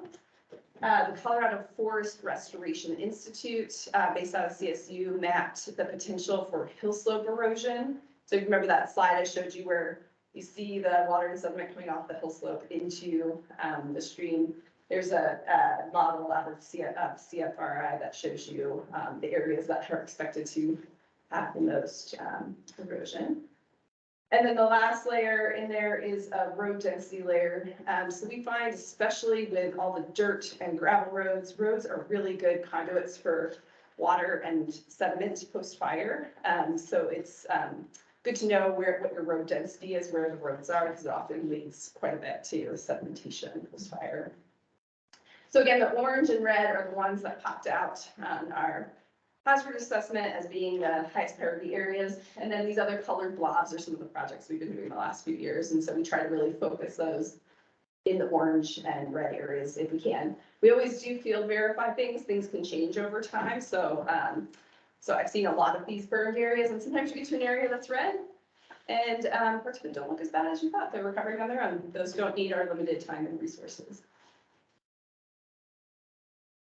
Okay, so area mulch, first component of our post-fire program. Sally was talking about this a little bit, that you guys might have seen that. Those were the helicopters putting that wood mulch out on the highest priority areas, very expensive treatment. So we definitely field verify the heck out of these about where this is going. We had just about 10,000 acres that were mulched. So yes, small amounts of the total burn area, but very focused on the Can you areas tell us most about your required, like how you survey where the areas are? Something that was interesting too. Okay, yeah, so so what we do is first it's a GIS exercise. We use that hazard assessment that you guys were looking at. So we're looking at those red areas. Then it's a GIS exercise. You're looking for areas that are between 20 and 60% slope. Don't want areas that are too rocky or that have a lot of vegetation coming back on their own. Mulch doesn't stay on rock. If vegetation is coming back on its own, then you don't need to mulch those areas. So it starts out as a GIS exercise, then we had some field teams verifying that those are the areas do in fact need mulch. So to get to these 10,000 acres, we probably looked at like 15 or 20,000 total and ruled quite a few of the areas out. Let's see, what else can I tell you? Mulch, why do you mulch? You're trying to slow down water coming off the hillside. You're trying to keep areas moist so that they can revegetate. We do not use any seed in with mulch. I have to get that question. It's on Forest Service land and they do not, they don't want seeding done. Some seeding was done after Hyde Park fire, but this They time did it around. with straw though, and we Yeah. joke that we got truffle trees, because then those sticks sticking up, the straw was hanging, and it looked like truffle trees. So- Yeah, and actually, this is the Hyde Park site that was mulched, and I can still see the straw. It was very interesting. But a lot of those areas looked really good, and we had actually very dense lodgepole that probably needs to be thin. Yes. The mulch that you use too is pretty interesting too, because when they drop it, it weaves together on its own, which I thought was so cool. Oh, yeah. It's not just regular mulch, right? It's like, it's special, and when it falls from the air, It has magical capabilities. it's cool. It's not really cool. Uses- Like, it's not just like throwing mulch on something and you know, There it is a stays there. specification for what the size of mulch is. They're trying to maximize it. A lot of it was made on site. A lot of it had to be brought off site the first year, which is unfortunate. I could talk about that at some point if you're all interested. You but can't chew up the trees? You can if they will let you, and we did accomplish a lot more of that in 2022. I think 2021, the fire burned into the winter, and so there was a lot that hadn't been, that just hadn't been vetted until, and then it's high altitude like we talked about, so some of these areas are not melting out until July. So just compressed our time period to get everything done. I will mention that there isn't a ton of pre-existing research about the effectiveness of mulch on post-fire impacts. There's some. So we are working with CSU, who's looking into just that. They have a study site on the Pooter, and they also have one on the East Troublesome fire, so that they're trying to add to that scientific understanding of how this impacts things post-fire. Who's doing the study? CSU's doing it, so, with Rocky Mountain Research Station, so, Peter Nelson and Stephanie Camp, and, let's see, they have some other folks involved, and then, Chuck Rhodes from Rocky Mountain Research Station is doing the water quality, aspects. Okay, so the next part of our portfolio of post-fire projects we call point mitigation. We're trying to target those red and orange areas. So we want to have lots of different types of treatments. It helps kind of diversify our portfolio. This map just shows you where all these colorful legends shows you where projects have happened 2021, 2022. This doesn't include the counties. There's some additional ones from there. This is more Greeley and CPRWs. And the point of point mitigation is to protect, there's some bigger installations and some smaller installations. I'll show you those next. But basically the point is to try and slow excess sediment, pulses getting into the river, trying to find ways to help the sediment deposit and hopefully be stored at least temporarily rather than come rushing down into the rivers and streams. So we've done quite a bit of that. It's intended to sort of complement the aerial mulching, if you will. So here's what I mean by some of these. So on the left, this is more of like a life and property focus. So, you know, it's kind of this berm around this house. City of Greeley's been really leading a lot of these projects. Remember I talked about roads having a lot of issues for sediment. So there's a lot of road treatments, trying to find areas, ways for there to be less erosion coming off roads and give it places to settle out. The stuff on the right, I like it. Sally gave me an intro because she's talking about the models here. We can also do a lot with just things that are on site, the birdwood that's on site, willows. Willows came back great after the fire. So you can use these things to help kind of reconnect the streams and store a little bit of sediment in various structures or in the floodplain itself. And that helps slow down some of the excess sediment that we find contributing to some of our water quality issues. And then last but not least, reforestation. So we're really focused on areas here where, you know, where it was higher bird severity. And so there's a lot less likeliness for regeneration on its own. Also say that area that did burn twice, High Park and Cameron Peak, there's probably much less of a seed source there given the two burns. So kind of targeting areas like that, very collaborative group working on reforestation. A lot of partners helping grow out seedlings, raise funding together, figure out the best places to plant trees. There's a climate model that's incorporated into the planting considerations. So for replanting ponderosa pine, for example, where are they going to thrive with changing conditions in the future, kind of giving them our best chance for surviving. Yes. What's the story on seed storage and using seed? Is it adequate or is it used along with seedlings or?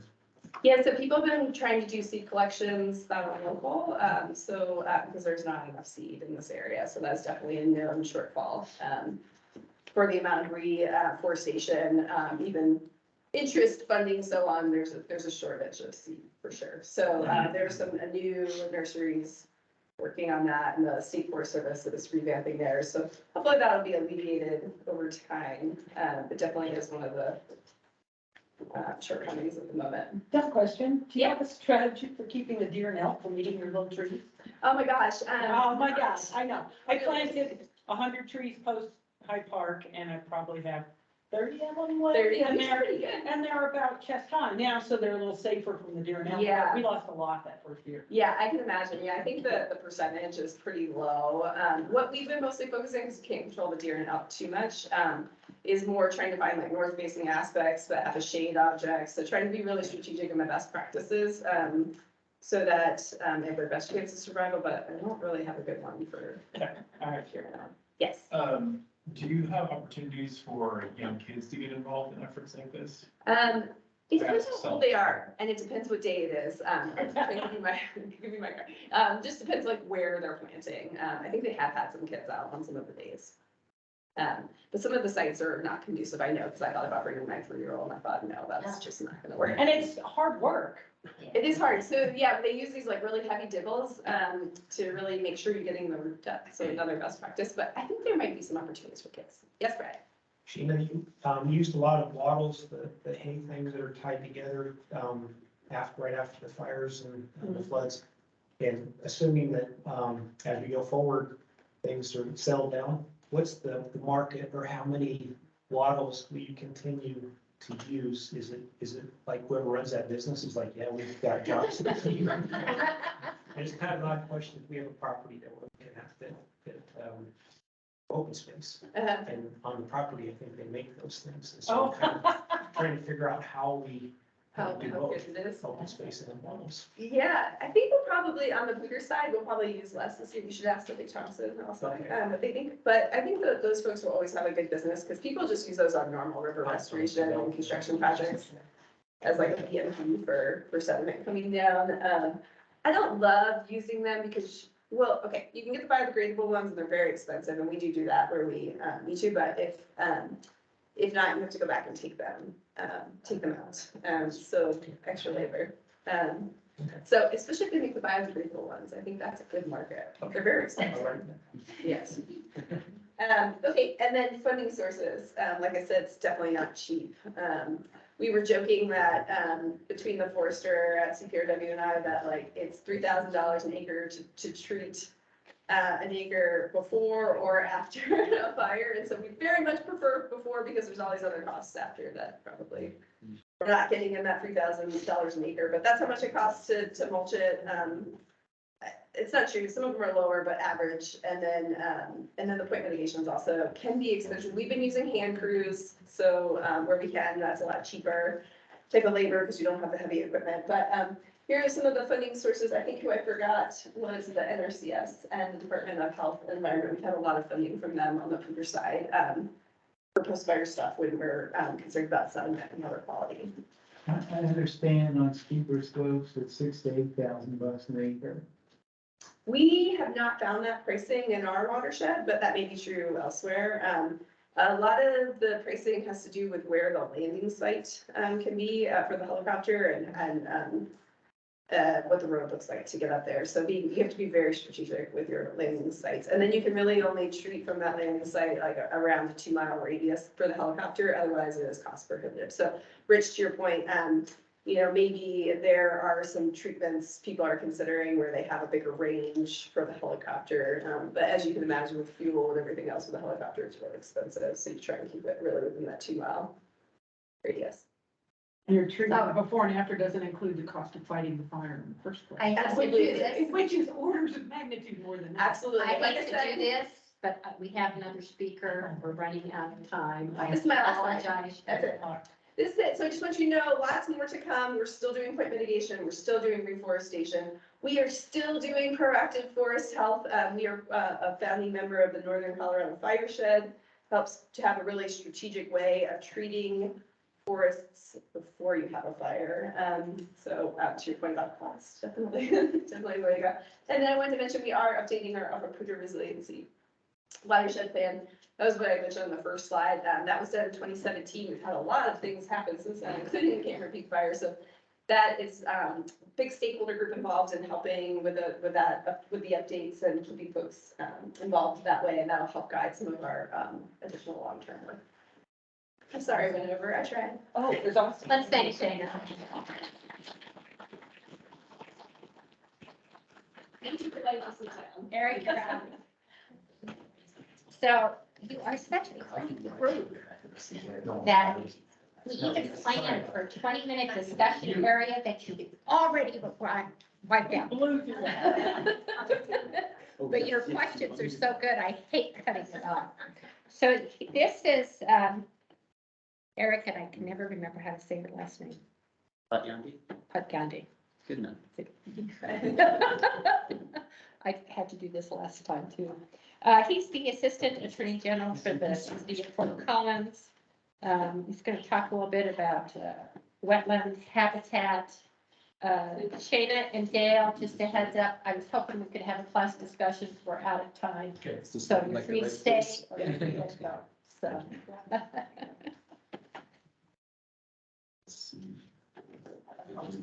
Is that decision? Just the. Yeah, that will be.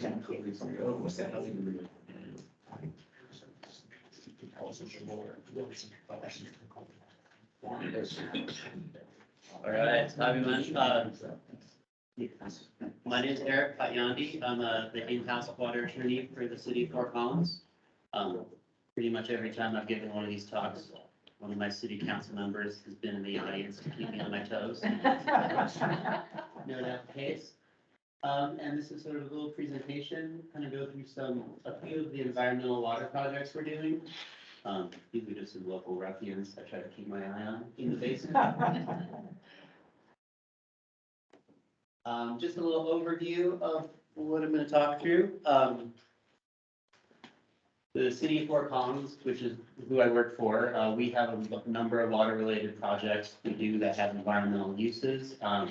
We have different departments, obviously, and some of these water projects fall into these different departments. We have a water utility, which basically gathers water, treats it, and then delivers it to customers in our service area. We have the wastewater utility, which deals with the less popular second half of that equation. We have our stormwater utility, which covers the entire city of Fort Collins, which helps manage what happens with all that rain and snow that falls throughout the city. I've joked that once you learn about stormwater, it's a little bit like I think it's the yellow pill, or the blue or the red pill from the Matrix. All of a sudden, you just start seeing stormwater infrastructure everywhere. Like right out there, that's a stormwater basin. Along every street, there's a little stormwater channel. You can really nerd out on that. They do a lot of stormwater utility stuff. Our National Areas Department, obviously, as well. Throughout the city of Fort Collins, we have, this isn't really my policy, my area, because it's more of a policy thing, but we have sort of a triple bottom line where we try to consider environmental factors in all of our projects. It's not just we have, normal projects and environmental projects. We try to consider that in most of what we do. And we're just going to go on a few. This is sort of a classic water law issue, gravel pit augmentation. So this is a little map here. We have the Poudre River kind of coming through town, it's Overland on the west end, and this is I-25 on the other end. And over time, we've acquired a whole bunch of natural areas that are quite popular. And if you notice, if you look at an aerial map, or just if you've been in the area, there's all kinds of ponds all up and down the Poudre River, right alongside it. This is also the case if you look at Clear Creek, St. Vrain, Boulder, any of the creeks along the Front Range. These are not naturally occurring ponds. They're the result of gravel pit mining. Why do they mine gravel right next to the river? Well, that's where the gravel is as a result of ecological processes. But it's created, additional habitat on the one hand, but it's also created sort of a water issue over the years. This is a really simplified diagram, or diagrams of what we're talking about. So typically, this is sort of a lawyer drawing, you can tell. This is the ground surface. And then you have what we think of as the water table, and it supports river flows. This is kind of a classic situation with most rivers. When you dig additional ponds from gravel pits, you're exposing groundwater that causes evaporation, water consumption, and there's less flow going to the river. Basically, downstream water users don't like that because some of their water's getting evaporated before it gets to them. That changes the total amount that's available, and it sort of changes the whole system of who gets to use what. So typically, to be able to address that, you either need an augmentation plan, which is kind of a long-term permanent plan to add additional water to the river to offset this evaporation. A substitute water supply plan is a short-term version of an augmentation plan. Or if you're some people, you can get a statutory exemption in state law which says, yeah, I know you got that, but you're more. And so that's basically what we do. This is a picture of one of the augmentation of the gravel ponds. I think near Prospect Road, maybe. But as you can see, it's it's a popular natural area, a beautiful area, but we have to figure out sort of the water situation. When I joked about that statutory exemption, that's when you might hear the term pre-81 or pre-1981 ponds. Long story short, historically, people were digging these ponds for years and years, and no one did anything about them. Then in this area, there was, a lawsuit because some downstream water right owners were saying basically, hey, there's all these ponds, no one's replacing the evaporation, you're hurting our water rights. And they won. And then more or less the people who own gravel pit ponds went to the legislature and said, well, it would be fair if we only have to replace depletions for new ponds moving forward. And that's what the legislature did. So if you have one of these old ponds before they knew about this rule, you kind of get a pass. If you have a new pond after 1981, when they put this rule into effect, you have to go through this depletion replacement. So our legislature has been pretty good about not giving everyone a free pass. The Cooter Flows Plan is another idea that we're working on. It started sort of from a collaborative group, not so much unlike this, called The Cooter Runs Through It. Kind of as an homage to the novel by that one guy whose name I'm blanking on. Get the movie with Brad Pitt. Yeah. Anyway, it's a partnership of a whole bunch of entities, the Colorado Water Trust, which is a nonprofit that works with Colorado water rights to find environmental solutions. The Great Frenemies of Colorado Water Law, my city, the city of Fort Collins, and the city of Greeley. Thornton's involved. There's a lot of history of Thornton and other folks in the Cooter Basin not getting along super well, but we're partnering on this project very well. Oregon Water, the Waters Association that Dale knows about, it's basically a group of all the water rivers in the Cooter, and two state agencies, the Colorado Water Conservation Board and Colorado Parks and Wildlife. The basic idea, to boil it down, get all the legalese out of the way, we're trying to add water back to the river that used to be consumed by irrigation. This is again a classic oversimplified. The big blue line is the river. Down here is kind of historical operations. People take water out of the river under their rights, and that all works. What we want to do is take some added water that used to be used for irrigating crops. We'll have gone to water court to change the use to make sure we're not taking too much. We're just using the part that was historically consumed. We'll add it to the river. They'll float down either on top or on bottom of other these operations, depending on which attorney you ask. And then at the end of the point, you can either reuse it or leave it in the river for others. Luckily, it's a simple idea because in reality, actually getting folks to put this into the real world, it gets fairly complicated. The stretch we're looking at, so from the canyon mouth here down to the confluence in Greeley. With our experts, we've sort of broken the river up into different areas to find targeted flows that we're shooting for and how to sort of figure out how are we going to get water past all the intervening diversions. Fort Collins has volunteered some water. We're hoping to run it from kind of up by LaPorte down to more or less the Fossil Creek Reservoir Inlet diversion by the Environmental Learning Center. Thornton's volunteered quite a bit of water that would come in near the canyon mouth and go all the way down to the South Platte confluence, and Greeley has as well, kind of on the lower section there. There's a lot of analysis that goes into this that's done by biologists and hydrogeologists that I don't research. Yes. Is this plan consistent with or aligned with the Fish and Wildlife Mitigation Enhancement Plan and the risk? It's kind of separate. Northern is helping out primarily with, they volunteered a lot of their attorney's time to help, and have written checks to help support our outside engineers.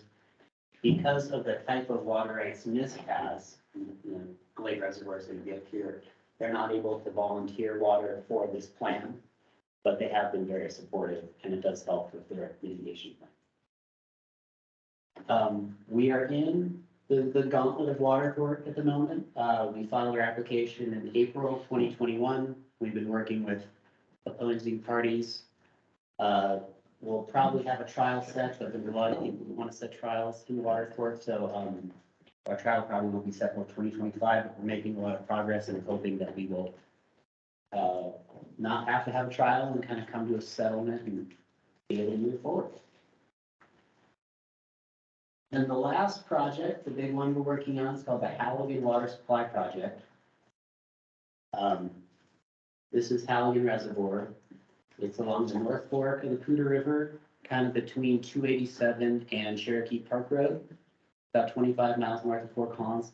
It's not quite in the middle of nowhere, but you can see the middle from there. We're trying to enlarge it to meet our future demands and increase draft reliability. Currently, it's about 6,400 acre feet, which is a pretty good size, not super large. And we want to increase it by about 8,000 to about 14,000 acre feet. For a little bit of context, this dam right here is about 770 feet tall. And we want to raise it about another 20-25 feet. Super interesting fun fact if you're into dams. This is sort of an arch dam, not unlike I guess Hoover Dam, that was the first one. And this one actually predates Hoover Dam and was one of the first arch dams in the United States. When they first tried to build it, they were going to build a traditional dam, but then they realized they were never going to be able to get enough concrete to do that, so they tried this. Another interesting fact about this is, see this dark stuff here? That's water seeping through the dam. It's safe, the state tells us, but it is going to notice that we are going to have to replace it at some point in the future. The reservoir and dam are currently operated by the North Poudre Irrigation System, or the North Poudre Irrigation Company, excuse me. And we've been partnering with them on this project long term. Can I just ask, Yeah. so the plans to enlarge it, that does not, you're just gonna build something on top of it. It's not gonna be. We initially hoped we could sort of just put stuff on top of it, but the engineers didn't like that. So what we're actually gonna do is we are gonna build a new dam, like 100, 200 feet downstream. Okay. That will let us use this as sort of the world's greatest coffer dam during construction, but we will have to remove most of this dam after the fact. So it's kind of some key attributes. Halligan Reservoir, you can see is way up here. The North Fork meanders about 20-25 miles to the main stem where it meets up with the Catchment River at Gateway Park. Basically, we're going to store water up here, run it all the way down the North Fork to the confluence, and then we'll divert it. Our pipelines, we have 2 pipelines that are in this area that come to our water treatment plant at the base of Soldier Canyon.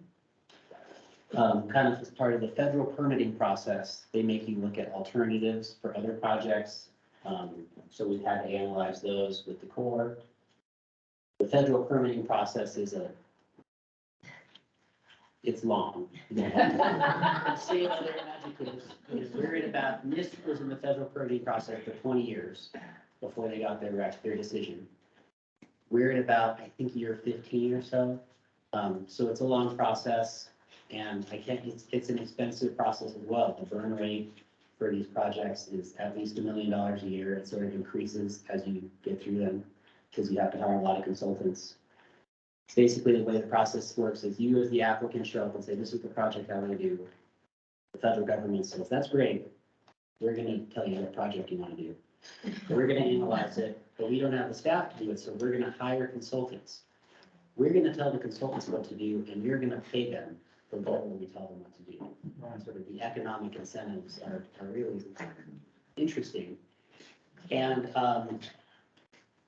as a federal agency, and I have a lot of respect for federal agencies, my dad worked for one for 40 years. And the regulatory side, one of their main goals, not their main, but one of their main goals is to not lose a lawsuit. And the way you don't lose a lawsuit in these big projects is you turn over every conceptual rock and study the bejesus out of that rock so that you're not accused of not having done that. And that's part of our process. But some key attributes why we like this project, it's gravity storage, it's above our system. It will actually re-water stretches of the North Fork, and there's some good pictures of that. It will increase habitat, and there's a lot of other mitigation. So another diagram. So currently Halligan Reservoir is up here, and it's operated by the North Poudre Company. They fill up the reservoir in the winter, which results in a dry stretch of the North Fork. And then in the summer, they release water down to their diversion here in the canyon and take all that water into their canal that goes kind of north of Fort Collins. That results in another dry stretch in the summer. By sort of retiming the water with a large reservoir, we're gonna have a continuous stream all year long. Which is not nothing. So this is the North Fork of the Pooh River in the summer below that canal diversion. This is a little bit farther down. And this is what it looks like when it's reconnected. So that's sort of the key aspect why this project is pretty beneficial. And I could talk more about the Halligan project for the next 5 years, probably. We can wrap it up here. So, Questions? How big is Halligan below? Sorry, we'll be through the winter out of Halligan. in the winter, the minimum is, it will be 3 CFS. We sort of had to kind of walk a tightrope because the Corps would not let us increase the size of the reservoir for simply an environmental purpose. So we had to sort of find the maximum amount we could release to meet our future demands without pulling down the reservoir. And if we make the reservoir bigger, then we have more impact. It's a lot more. It'll be 3 CFS in the summer and about 5 in the 3 CFS in the winter, 5 in the summer, which isn't a lot, but the North Fork is a pretty small stream and it's enough to sort of maintain an actual ecosystem through there. Other questions? How much of your time is spent on water law projects? Was it, I try to have it be 100% because I'm the water guy. I occasionally get asked non-water questions and I really try to shift those off to other folks. But I personally have sort of a broader practice of water law. Oftentimes when people talk about water law, what they really mean is sort of water rights and water supply. At my job with Fort Collins, I touch on stormwater and wastewater permitting kind of much broader. Right? My favorite story with that is one time I got sent a contract for the Children's Water Festival at Front Range Community College about some vendor contract. And they're like, what's the water festival? I don't know about commercial stuff. But anyway, I try to keep it pretty broad, but that's pretty much it. Other questions? All right. Do you have any wastewater stuff? Yeah, I could, that's another thing. Messier. Yeah. It's, wastewater is, run primarily, Fort Collins has 2 wastewater treatment facilities. One at Mulberry and LeMay, called the Mulberry plant, and one by the Environmental Learning Center, which I think is now called the Drake plant. They talk about renaming it sometimes. You have to get permits from the state about the water quality after you treat it before you put it back in the river. And interestingly, they are kind of constant. You kind of constantly have to redo your permit every couple of years, and they come up with new factors. Lower standards, more stringent. They thought of something else you should do, and that sort of thing. It's in stark contrast to the water side, where if you get a water right decree, you are done forever and never have to redo it as long as you don't go back to water. So it's a very different system. Where, Dale's companies have water right decrees that date from the 1800s. So does the city of Fort Collins. And we're not touching those with a 10-foot pole because we don't want to have people ask questions about them. We don't want to have them subject to scrutiny. But on the wastewater side, every couple of years, the state says, hey, we thought of this other thing. We need you to start doing, often at the cost of a lot of money. So, Oh, sorry. Excuse me. I was just thinking on that line, we're hearing a lot about PFAS now. Mhm. And that's going to be. Yeah, and often, some of these regulations now are at the point where, and look, I don't want this to sound poor for the city of Fort Collins. We're really invested in having really high quality water, but often now, some of the standards are such that the levels we're supposed to regulate to are almost unmeasurable. And sometimes the folks say, well, either we can put in a system to try to treat to this, for this factor to this level, but it'll be however many tens of millions of dollars, or we don't know how we would do this. It's kind of, our regulations have either gotten that good, that's probably good, it's gotten that good to where we're at the point of, can we realistically do more? Or if we do, are we as a society willing to have wastewater bills that are twice as much to have this additional benefit. So Go ahead. Just a question on the new nitrogen rules and wastewater. Are you getting involved with offsetting nitrogen at other places so you don't have to do it at the wastewater treatment plant, or is the city looked at any of those? we've looked, so I think currently, that's sort of like a trading kind of market mechanism is sort of hard to implement in the real world. We've looked at it some, but often the rules, they don't want you to sort of say, well, your wastewater plant's down here and you're gonna offset it on some other stream, or you have to have the offset pretty close. And at least currently, some of the rules about offsetting are so stringent that it makes it really pretty hard. Impossible, okay. Question? Go ahead. Worked on any wetland mitigation banks? And if you have, are they still sticking with the rule that it has to be passive? So in other words, you reshape the river, but you don't open a head gate to irrigate the wetlands. Yeah, wetlands are such a tricky area for water rights, as is now stream restoration is a current bill. But we looked a little bit at, there's a big natural area, I think it's called Running Deer, it's off Prospect on the south side of Prospect. We did an investigation a couple years ago where we were looking at creating a mitigation bank, and yeah, we had to look through, do we have the water rights for that? If we create wetlands, are we needing to go to water court to offset any depletions and all that? And it was pretty challenging to think through. Let's thank Eric.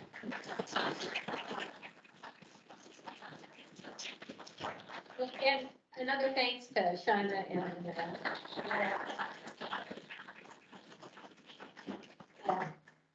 yeah, like we had all this planned for the book reports now, so thank you guys so much for giving your time to us. We're going to take a break until 11:20, and then we're going to come back and we're going to talk about the big topic. So, she's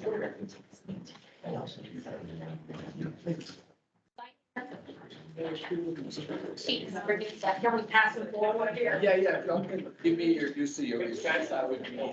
Good stuff. Yeah, I have a question about the Whitewater. Yeah. So that community, is there? Oh, no, let's bring it up. Right. Yeah, all of it on it, I can take it out. Yeah. Cool. Thank you. Compared to the first one, thank you. I thought it was the first year and you're building a lab and coming out with the mountain. Yeah, you heard you there. I know, yeah.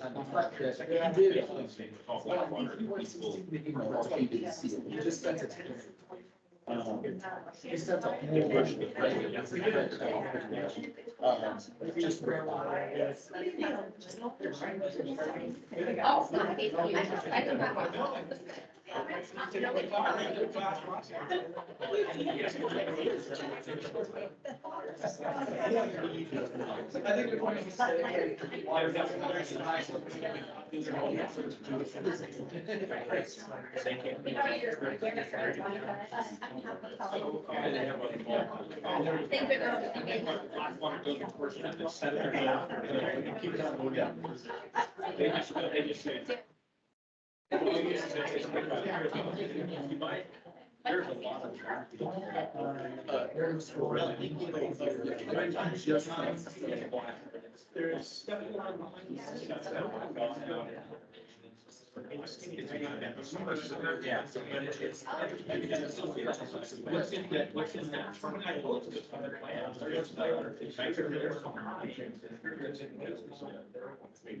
yeah, it's just, it's not a net, it's not a song. Well, it's the explanation of everything. I refer to.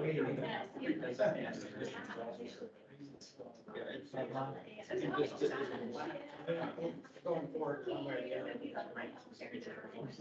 Just jump, come up and work, because it's not fluid enough, it's not solid. I'm trying to get a system on how. Close up this or is it strict? Tell me something. It was pretty hot today. And that's where they can't use this. That's why they. We don't have so much time. I think rather than my dad.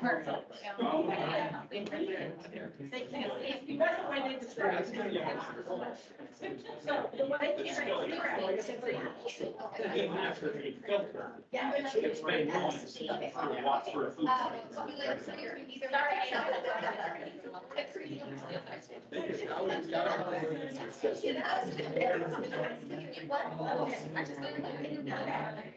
Yeah, it's still trying to read. So what did I was the one that I should have been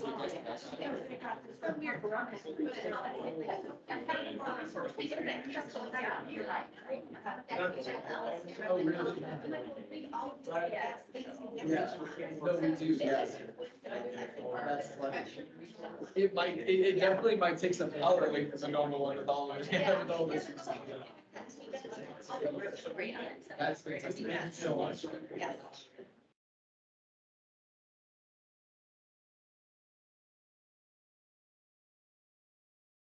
Signs of any trouble. Will we up? I make sure that's one of the storm. Yeah, there's something going with the storm. Okay. Associated with the. Because the storm, races all black and then the river's flowing in black, almost every rain is of course through the system. Then it's clear again. It makes it.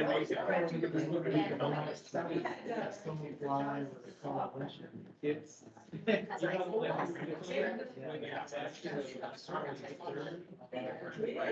Yeah. Yeah, it is.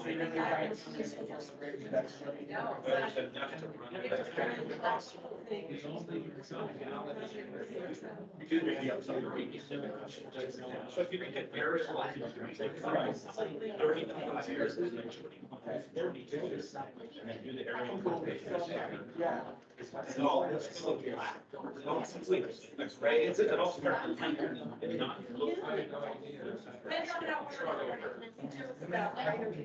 Yeah. You know, right after everything's pretty much. It's like they sort of. Is that where it gets back to the young forest?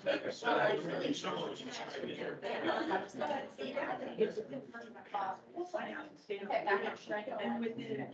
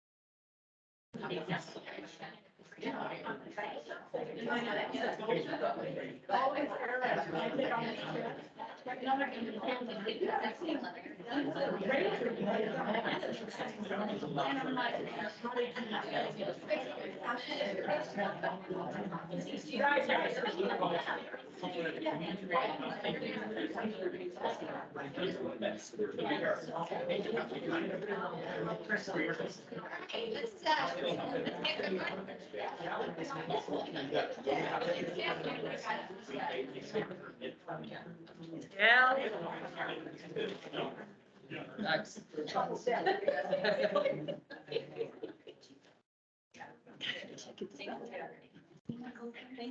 The outside voice is just.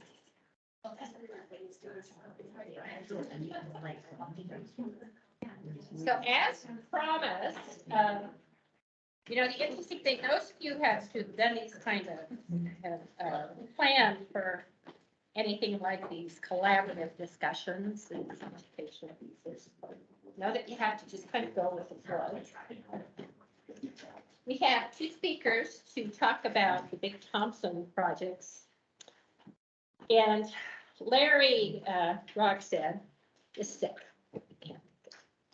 We tried to get him virtually and he said, no. But he did send me some notes that I'm gonna look at, and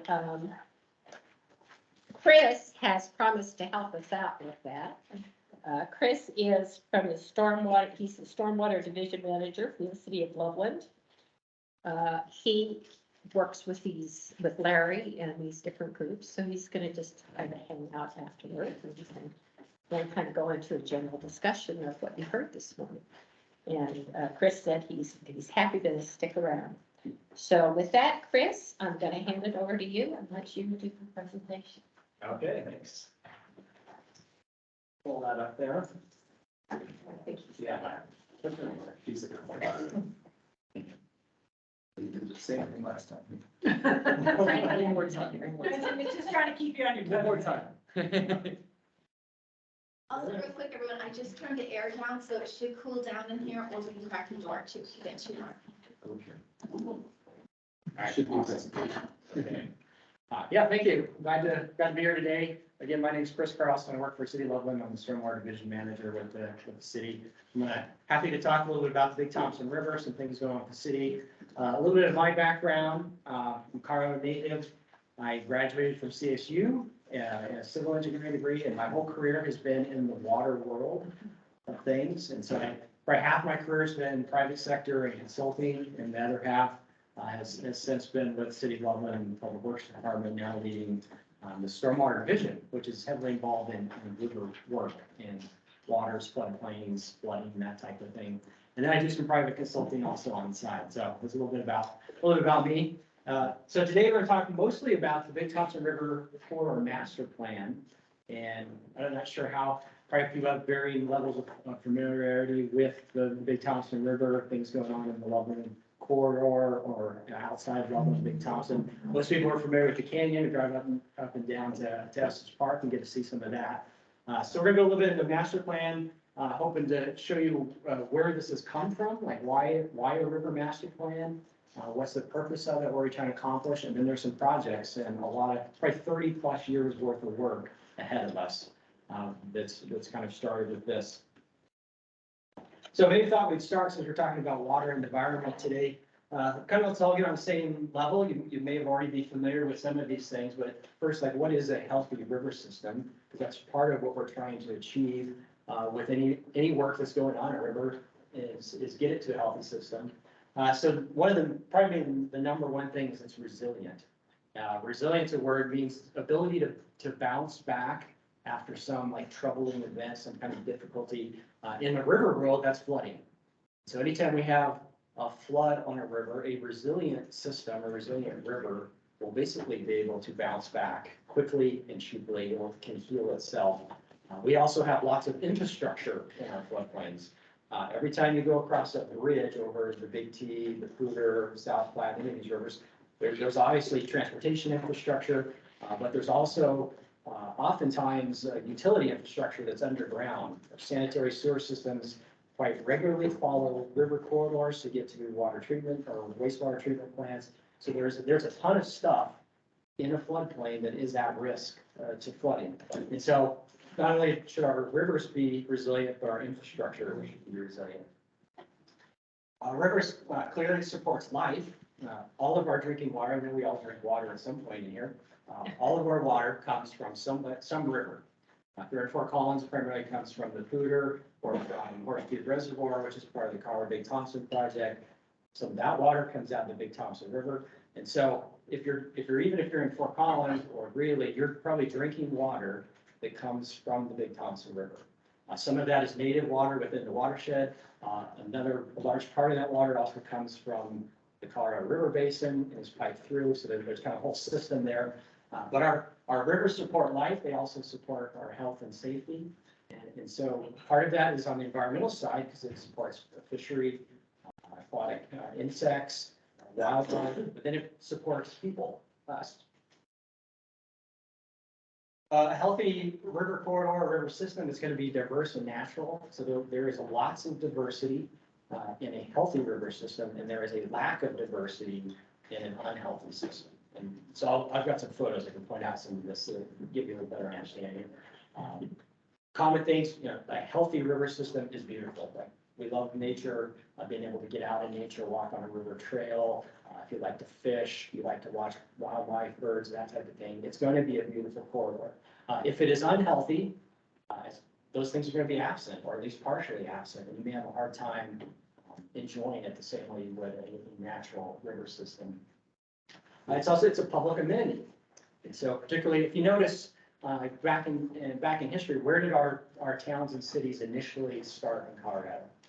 Every single one of them started beside a river.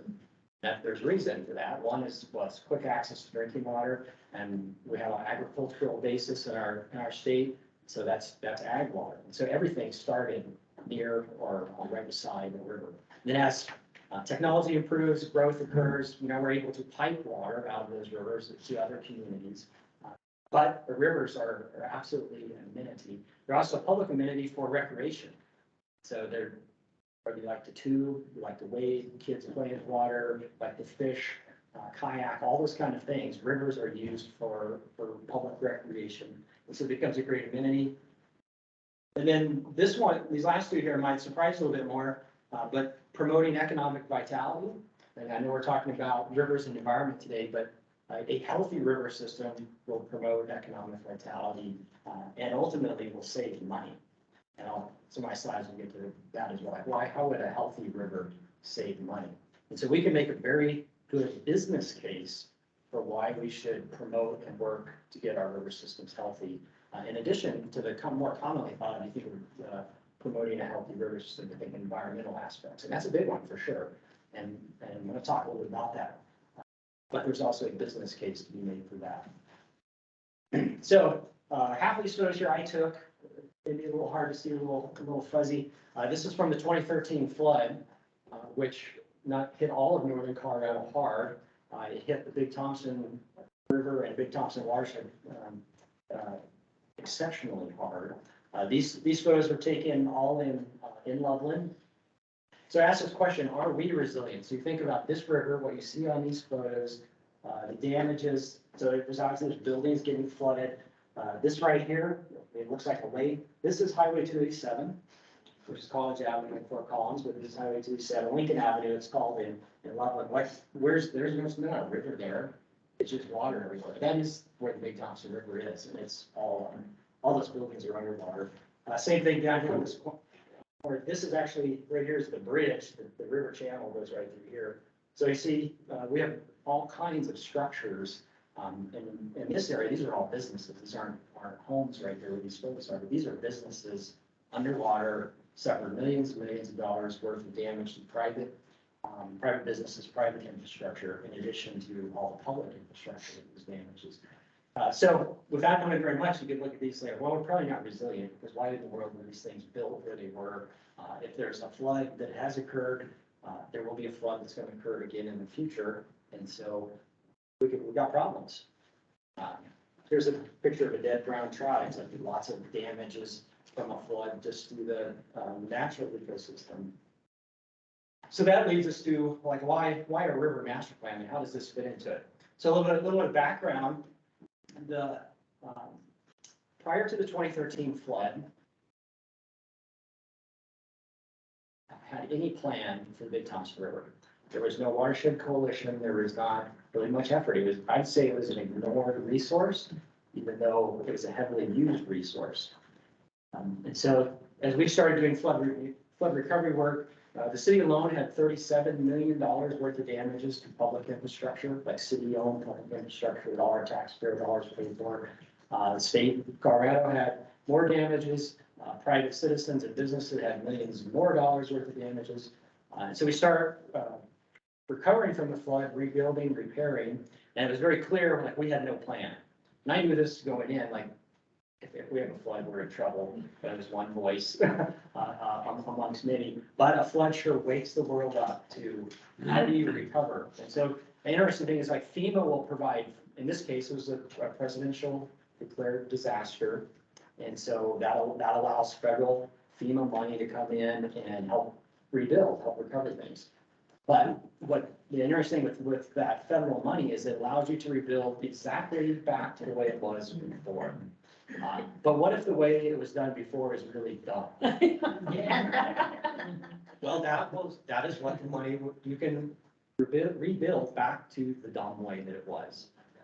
And sort of having some plan, it's very difficult to convince FEMA that, well, we should, I mean, it's already destroyed. Let's try to do it better this time. Let's try to make smarter decisions, at least take the money we have and make it go further or better so that the next time it floods, which it will flood, it may flood this summer, maybe 10 years from now, maybe 50 years from now, but there will be a massive flood on all of our rivers. It's just a matter of time and probability to happen. So it was very clear we needed a plan. We didn't have a plan, so I led the city's river team through all that flood recovery work. We had 6 years worth of flood recovery projects.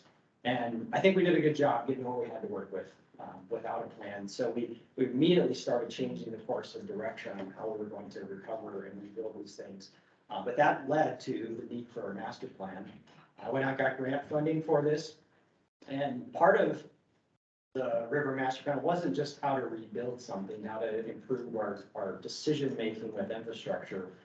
But particularly for the Loveland Corridor on the Big Thompson, it was to come up with a vision for what does the community want this river to be. Again, like I said, it was a neglected corridor. And so I knew like half of this is science, engineering, planning, making wise decisions from that standpoint. But the other half of it is just getting the community involved and up to speed and bought into what do they want their river corridor to be. We can make it the way it is, or we can make it something really special. And that's part of this. A couple slides I wanted to point out here, this one and this one here. Another thing we think about rivers, most people probably don't know this, but Loveland was literally hours away from losing our entire water supply. There's a water treatment plant, and then from that plant, there are 3 36-inch, 48-inch water transmission lines that then serve the city and over 80,000 people plus businesses, our customers, require that water line. These water lines are not supposed to be above ground. They're not supposed to be out in a river like this. And so they were not built in the river, they were built off the side, but they were in the floodplain. The river changed course and eroded and took out all the soil over top of those water lines, and it destroyed 2 of the 3 of them. So cities lost 2 of the 3 water transmission lines. The last one that's remaining, we're down to 1 pipe, and we know it's exposed. It's a steel pipeline, rocks are hitting it. It could blow at any moment and probably is within hours of failing. So if we lose that water transmission line, what does that mean for the city? Well, at the very best scenario, we have a couple of months, 2 to 3 months with no water. 80,000 people, no water for 2 to 3 months. So here, national news, there's floods in various parts of the country where they'll have boil orders. This means like 0 water for several months. So the logistical nightmare of trying to take care of that many people, I'm sure we somehow would have pulled it off, but that would not have been a pretty picture. So that just goes to show you that the risk of an unhealthy river and poor decisions and how we build infrastructure can really come back to bite us. Fortunately, in this case, during the flood, we moved the river at flood stage. It was probably the coolest project I ever got to be involved with, working with several contractors out there, and we literally moved the river at flood stage to get it off the pipelines so we could save that one remaining pipe. And, I didn't think it would actually work, but it did. It's kind of somewhat of a miracle. Are all three of them in the same corridor? Yeah, they're all like right here. Wow. Yeah, they were built. That's not a vulnerability. Yeah. And probably when they were built, they were several hundred feet from the channel. Right. And so, without doing some good science behind it, they probably thought, oh, this is a safe spot. These pipes survived the 76 flood. There's big flood. But that was a short, high intensity, fast flood that did not cause the erosion that the 2013 flood did. So a little different type of flood events. But yeah, it wasn't good.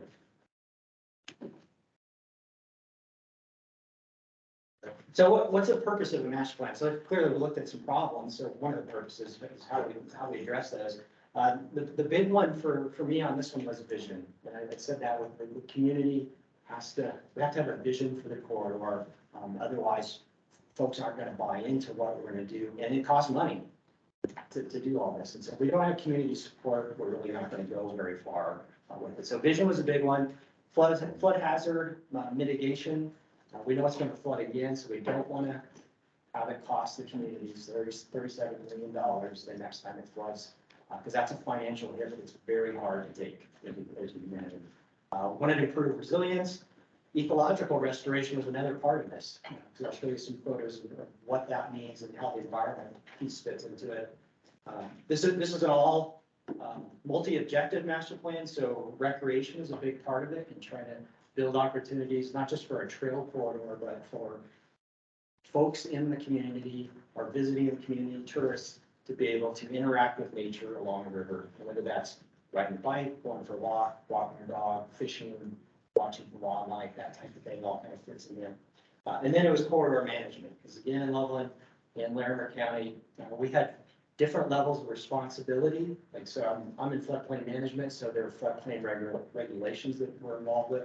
So we have that aspect of river corridor being managed, but that's just one piece. Another, like Brian's involved with city open lands and trails. So there are natural areas, so that's another piece. City of Fort Collins has a natural areas department, and so on the Pooters, they have a piece. But in Loveland, there's no like one group, one person, nobody's really responsible, so lots of things get missed. So part of our river master plan was to change how the city does management for the corridor. So this is a little bit about the vision. We want to combine science and engineering and planning with highly technical sides of things with lots of outreach. So of the money we spent on this master plan, 50% of it was spent in outreach. It felt like that vision piece was that important. Another aspect, we worked on this in the master plan, but a river health assessment. This slide, these images on here, this actually came from some work the Big Thompson Watershed Coalition did that Larry was going to talk to you about. That part of the stream management plan was done from the mouth of the canyon out to I-25. And in that management plan was a very good river health assessment with RHA. And there's different ways of doing this. It's pretty technical. And so how do you take something really technical, as we talked about, geomorphology, fluvial geomorphology, and it's like words out of the dictionary, right? So how would you communicate to citizens how healthy is our river? So in this particular case, there's all this criteria. It was scientifically evaluated, and we just came up, just like you would at school, came up with a grade. Because we all understand, we see a D, that's not, I don't know what's in it, but it can't be good. It's not good. And so that's the approach we took. I think it's a really good approach, because I can even communicate that to you, and well, if the big T through Loveland gets an average grade of D+, that's probably not a very good sign. If it got an A or a B, you'd think, oh, and there are reaches, sections of the river that did get good grades. And then you can compare those to the ones that are poor and build a really difference. And almost all the key factors in these grades is it a naturally functioning river system? And naturally functioning systems can still have lots of people interaction, can have infrastructure crossing them, can have bridges. It doesn't have to be like cordoned off and it's a no-go world for the public. That's not it at all. It can be a very natural system and how it functions, but it has lots of public access. And that usually, that's how your grades start getting up higher. So it looks like that's reach 34. How many reaches did you parse this into and evaluate? The reach norming comes back from a very original river restoration plan that was done after the flood. And there was reaches broken down basically from Olympus Dam, Lake Estes, and Estes Park, all the way downstream to the Big T's confluence with the South Platte River, past Milliken and Mercury Lake. And so down, once you get out of the canyon, each reach number is essentially about a mile long. And where I was really broken down was all the road crossings. So if there's a road crossing at, say, Wilson Avenue, the next road crossing bridge is at Taft Avenue. It's about a mile. That makes one reach. So there's I can't remember the exact number, there's upper 60s, was the total number of reaches. This photo here, so if you look at this, and if you didn't know where this was, and I asked you, like, what do you think about this? You'd probably, well, this looks like a pretty good sized irrigation ditch. Irrigation canal is kind of what it looks like. But no, this is the Big Thompson River. And so this is why we have a D+ score for the river through Loveland. Because it is not a river. It is essentially a giant irrigation ditch. And that's how it has been managed for the last 100 years. So things we look for on this, like, there is no, there's really not a natural channel. The whole thing is pinched in because of development that's occurred over the decades that has filled in the floodplain, has made the channel as narrow as possible. There's no structure in the channel. Like, you would never see a river channel in a natural world that looks at all like this. The banks, a little hard to tell, the banks are lined with concrete rubble. So from old construction projects, they took the curb and gutter and sidewalk they pulled out, and that's what's on the bank to protect it from eroding, which totally fine for an irrigation ditch, should be up there. We're just trying to, from that world, trying to get water from A to B. And so that, that's what this is. And so this particular, there's parks on both sides. So this is a big irrigation ditch. Now, the unique thing about the Big Thompson River, and we have to consider, is that it's a working river. And so every drop of this river is allocated. I'm sure you've learned some about water rights and a little bit how that works. And so there is no in-stream flow right on the Big Thompson River down here. And so there are 4 irrigation diversion dams that are legally allowed to dry up the river. And they do every year. So there are 4 dry up points. And so this river is never going to be a truly natural, pristine environment river because it is a working river. And that's good because we need the water or else we have nothing to drink and there's nothing to water the crops for the farm fields. But it just says that there's a unique constraints we have to work with for our projects and environmental restoration. But your stream flows, kind of the hydrology for this river is different than we would have in a natural system. Any questions on this? The other thing I want to point out there's these 17 natural areas, open lands areas, and the river corridor through Loveland, essentially all the way out to Loveland's GMA, growth management area, goes all the way out to I-25. And our river master plan covered about 9 miles of that. Now the GMA's expanded, so there's about 11 miles of river within the GMA. And within that, there's lots of natural areas today, and there's future ones that are being acquired over time from willing sellers. So part of what, not just what's in the master plan reflects, but the Loveland's done a really good job over a long period of time is gradually acquiring properties that are in the floodplain in the river corridor to use those as recreation and natural areas. And so what that has done is that's prevented, particularly housing developments from occurring in the floodplain. So we had $37 million worth of damages in the 2013 flood. If we had had homes in the floodplain, that could have been triple with no problem. An example of kind of a similar river is the St. Vrain River in Longmont. Longmont, unfortunately for them, didn't have a lot of these natural areas along the St. Vrain. They have houses. So when the St. Vrain flooded, there's hundreds and hundreds of homes underwater, in addition to businesses and other infrastructure damages. So having natural areas has helped the floodplain, but it's also given a lot of public access and things. And so the city's going to continue acquiring those properties as they become available to build this river corridor out as a natural corridor as possible. That also seems to work pretty well, because there's a lot of gravel mining on the Big T. And so that once a mine is complete, the mine permits require those to be restored in certain ways. And once they're done, some of those mine pits are turned into lakes or ponds.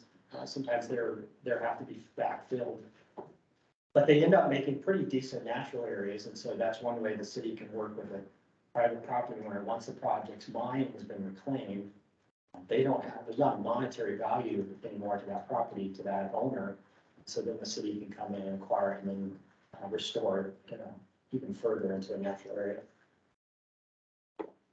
The other big piece of the master plan is river maintenance. Well, what in the world do we need to do with how you maintain a river? Why would a river even need maintenance? Well, here's some good examples. Again, concrete rubble lying on a bank to protect from erosion. So some erosion been occurring. So their solution back then was to dump whatever they had on the bank to keep it from eroding. We've probably all seen old photos of like car bodies lying on the bank. They're here on the Big Thompson. Fortunately, they're buried, but they line the banks. So we've had flood recovery projects where we had to dig up those old car bodies and get them out of there and then rebuild that bank properly. So we have lots of that. There's places where there's downed trees. In many cases, a downed tree is not just natural, and that provides good habitat for fish and wildlife. But in other locations, that's really bad, because if that happens to be immediately upstream of a bridge, as soon as we have high water or a flood event, that tree floats and it gets pinned up against the opening of the bridge, causing either damage to the bridge or worse flooding, because the bridge is flooded. So there's that kind of thing we need to take care of. That's another photo on here, somewhere upstream of the bridge on top down here. Another thing we have occurring at bridge is you can see like there's two cells in this particular bridge. This one over here, a little hard to see in the photo, is filled with sediment. So water can get through this side, but it'd have to get up probably 5 foot deep before it can even access the other cell. So our bridges, if we don't do maintenance on the river, the bridges are very inefficient on how they perform hydraulically. Again, it's more concrete rubble examples. So we have probably a $2 million backlog in maintenance work needed just on city properties, public properties, and the Big Thompson corridor. Private properties is a whole nother game where it's really the same thing. So there's a lot of need for maintenance. Then also on the Big Thompson, it's pretty common and fun place for people to tube in the summer. Because so much water is diverted, this is not like a whitewater park or kayaking kind of river. It's generally a slower moving river, which makes it really, really good for tubing. But if you've got kids and folks tubing the river, and you have these kind of obstructions and strainers and death traps, and then we have safety problems also. So depending on how and where a river is being used, that brings up other maintenance things that if it wasn't being used, may not be such a big deal. Then finally here, I'm going to talk about this Highway 287 flood mitigation project to give you an example of what type of project is in our river master plan and where we're going with this. This project, well, we hope to begin designing this this year. And so we've got funding approved to move forward with design and construction. But this is a big one. This is the highest ranked project in our master, or I guess it was the second ranked in our master plan. We got the first one already accomplished. This image right here is an aerial image taken right after or at the tail end of the flood. There's still flooding occurring. Highway 287, Lincoln Avenue, is right here. This kind of blue snaky line through here, that's the river channel. The other lines out here represent the floodplain. But essentially what happened, here's Railroad Avenue, Burlington Northern, Santa Fe Railroad tracks are here. So we have railroad track embankment, all this water ponds up, it can't get through the channel and these little bridges, so it backs up, overtops the railroad embankment, the railroad fails, because it acts as a dam, but it's not designed as a dam. So it fails and it completely blows out. And then down here at Highway 287, the bridge is hugely undersized. So usually for a state, or this is a US highway, a bridge like that would be required to be able to pass a 100-year, 1% annual chance event. So a lot of water. This bridge can't handle even a 10-year flood, which we have a 10% chance of occurring every given year. So it means no state standard, no federal highway standard, no city standard, no county standard. So if we have a tiny bridge here with 20,000 cubic feet a second of water that gets to it, can't get through the bridge, so it backs up and it just goes all over the place. And that's why those photos of all these businesses getting flooded, wouldn't really be a floodplain, but it is because the infrastructure doesn't allow the channel to work properly and water goes all over. So our project is, what do we do with this? This basically from here to here, the short stretch of river, city had just under $10 million worth of damages to public infrastructure in this tiny area. And those are 2013 dollars. That's probably 17, 18 million dollars in today's dollars, inflated ahead. So we have a lot of damages there. It's the densest cluster of buildings in the entire Big Thompson River corridor. So the whole stretch of the river. There's more insurable structures here, more businesses here than anywhere else. And we have a major highway that can't be passed.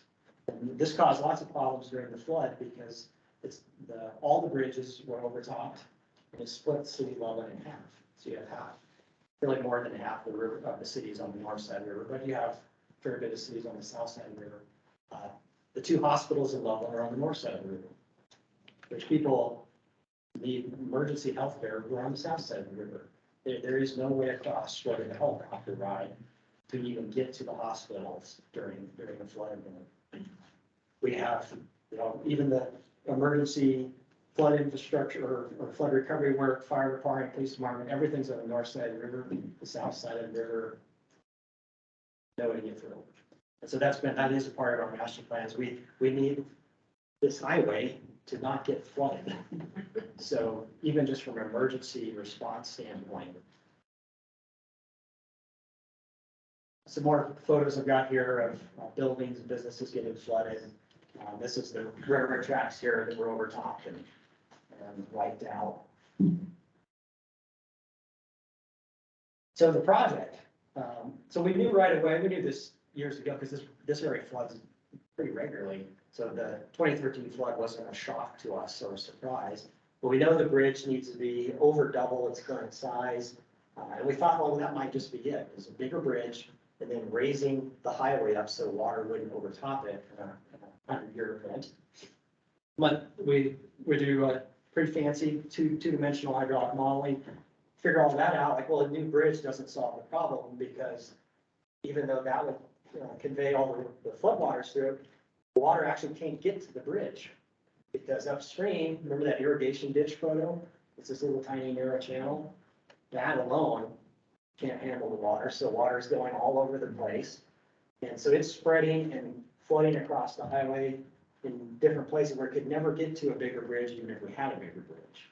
So the other part of the project, half of it then, is to rebuild the floodplain through the parks up to Railroad Avenue to get as much capacity as we can so that we can get the water to the bridge. And then so those are the big pieces of it. And since if we're going to do this much work, so that this is primarily flood mitigation infrastructure related, well, we might as well do it in such a way that is environmentally sound, and we use nature-based solutions, and we try to improve the health of the river at the same time. Because it's much easier to get funding for infrastructure than it is to get funding for environmental aspects of rivers. But if we can use that money at the same time improving the environmental aspects, then it's a win-win for everybody and for the corridor. Yeah, Richard? If the state and the county and the city came up with enough money to overcome the FEMA requirement of build back the way it was done. Is there a point where you could put in enough money without FEMA that FEMA's requirement would be waived and they could contribute to a new design? Yeah, going back to the flood, so FEMA only contributes to flood recovery, what's called PA money, public assistance money. There's a time window on that, so it has to be, because of the disaster, and we have a certain amount of time we have to do that. So we would have had to know going in, we would have this project already basically designed, flood hits, and then we could have pulled together pieces and probably got the fund on everything. But because we didn't have a plan, we didn't have that design done, the time it takes is longer than the window of FEMA's money. So we couldn't do that, but, so now we take a different approach, because that flood recovery money's gone, so we have to pursue other avenues for getting this funded, which that's what we're doing. Okay. Did you change anything at Railroad Avenue? Because it seems like if that overtops again, you're in the same boat. Yeah, that's a really good question. Yeah, we did. So our flood recovery project here, and that was one thing where we like stretched the money and changed the way things were done. And so we had to rebuild all of Railroad Avenue. We built a new bridge here, because this bridge where the channel is too small. So we built, it's called a relief bridge. So it'll allow a lot of the flood water to go through here. Essentially, we got 50-year protection to Railroad Avenue. So up to a 50-year flood event, Railroad Avenue is protected, and these two combined bridges are going to work. Above a 50-year, then everything is flooded again. The one difficulty, and when we designed the road, we knew, well, 100 was going to hit, it's going to blow everything apart. So we actually designed it to withstand the 100-year flood, even though we couldn't get. So it's like a spillway. It's a spillway. Okay. The railroad tracks are not, the road is. And that kind of thing, the flood, when the road acts like a spillway, it's gonna peel the asphalt, the road right off, but everything underneath it is rock. And so all we have to do is go back in and repave it, which is way much cheaper than the other thing. Now, the railroad tracks, they're gonna fail again. If any of you worked with railroad companies, they don't care. Build back dumber. Is there a motto? Is that it? Yeah. And I try to understand from their perspective, they rebuilt their road track in 3 days. They had trains lined up with materials and they just came in, dumped rocks, laid new rail. In 3 days, they're operational. But the next flood is gone again. And so I think that's the route they take, because for them, that must not be that big a deal versus the money it would cost to make it really hard and so that wouldn't fail. So part of our design is we know it's gonna, in a big event, the tracks are gonna fail again. And we're gonna get a certain flow of water. And so we're gonna design knowing that, because we can't do anything off the railroad tracks.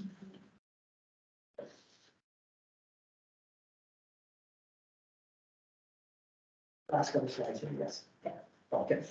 Yep, speed up. So nature-based solutions, I'm not gonna go into these in real detail, but these are some of the things we'll do on the environmental side. On a project like this, is that we're gonna restore, there's a channel, but there's no floodplain. So you need to have a floodplain, and you need to make sure that when waters come up, the channel is connected to the floodplain, so the water has a place to go during the flood.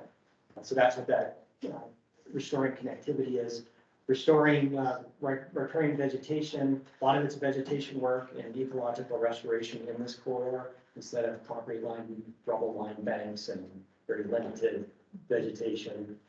In-stream channel variability, again, instead of a straight shot, which there's nothing there for fish and bugs and that kind of thing. So we with very little effort, we can make the channel, since we're in there anyway, working with it, we can restore that to have pools and riffles and different feature of rocks that is typical of a natural channel in this area. We take a look at sediment transport. Every river is always moving sediment. And so this is a field of science in itself that is designing a channel in such a way so it's not dropping out sediment and then you have big sediment problems, or that it's flushing sediment through so much that it's eroding the channel. So you don't have stability there. Water quality treatment, that's a big part of what I do. is on the water quality side of things, and so we'll implement a variety of different nature-based BAPs, best management practices to improve water quality, enhance wetlands, and then essentially linking wildlife habitats between mostly natural areas and what will be new. Here's some particular benefits of this one: the resilience, economic benefits, environmental benefits, and recreation. This particular project checks all the boxes for anything you could want out of an updated project. And this, we believe this will help us on grant funding also. There's a variety of different grant funded programs, and a lot of those are, you're trying to find one that you can check the boxes on. And this one, even if it's an environmental focused grant, this one has every environmental benefit you could think of.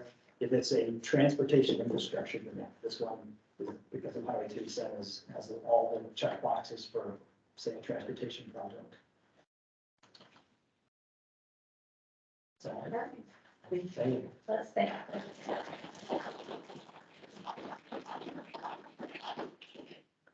So Larry is rallying and going to join us for today, which is really good because I was going to read his speech to them.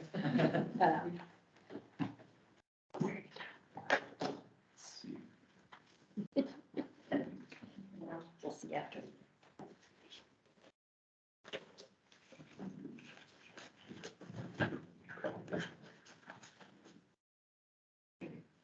So have we got Larry on? I think he was. How long did they go?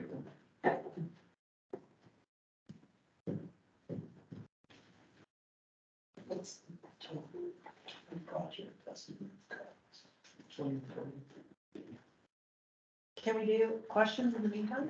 Yeah, any other questions for Chris? I have a question. We learned, I think, early on in this course that the Big Thompson is such a highly regulated river, CBT and bringing over water over from Lake Granby, et cetera.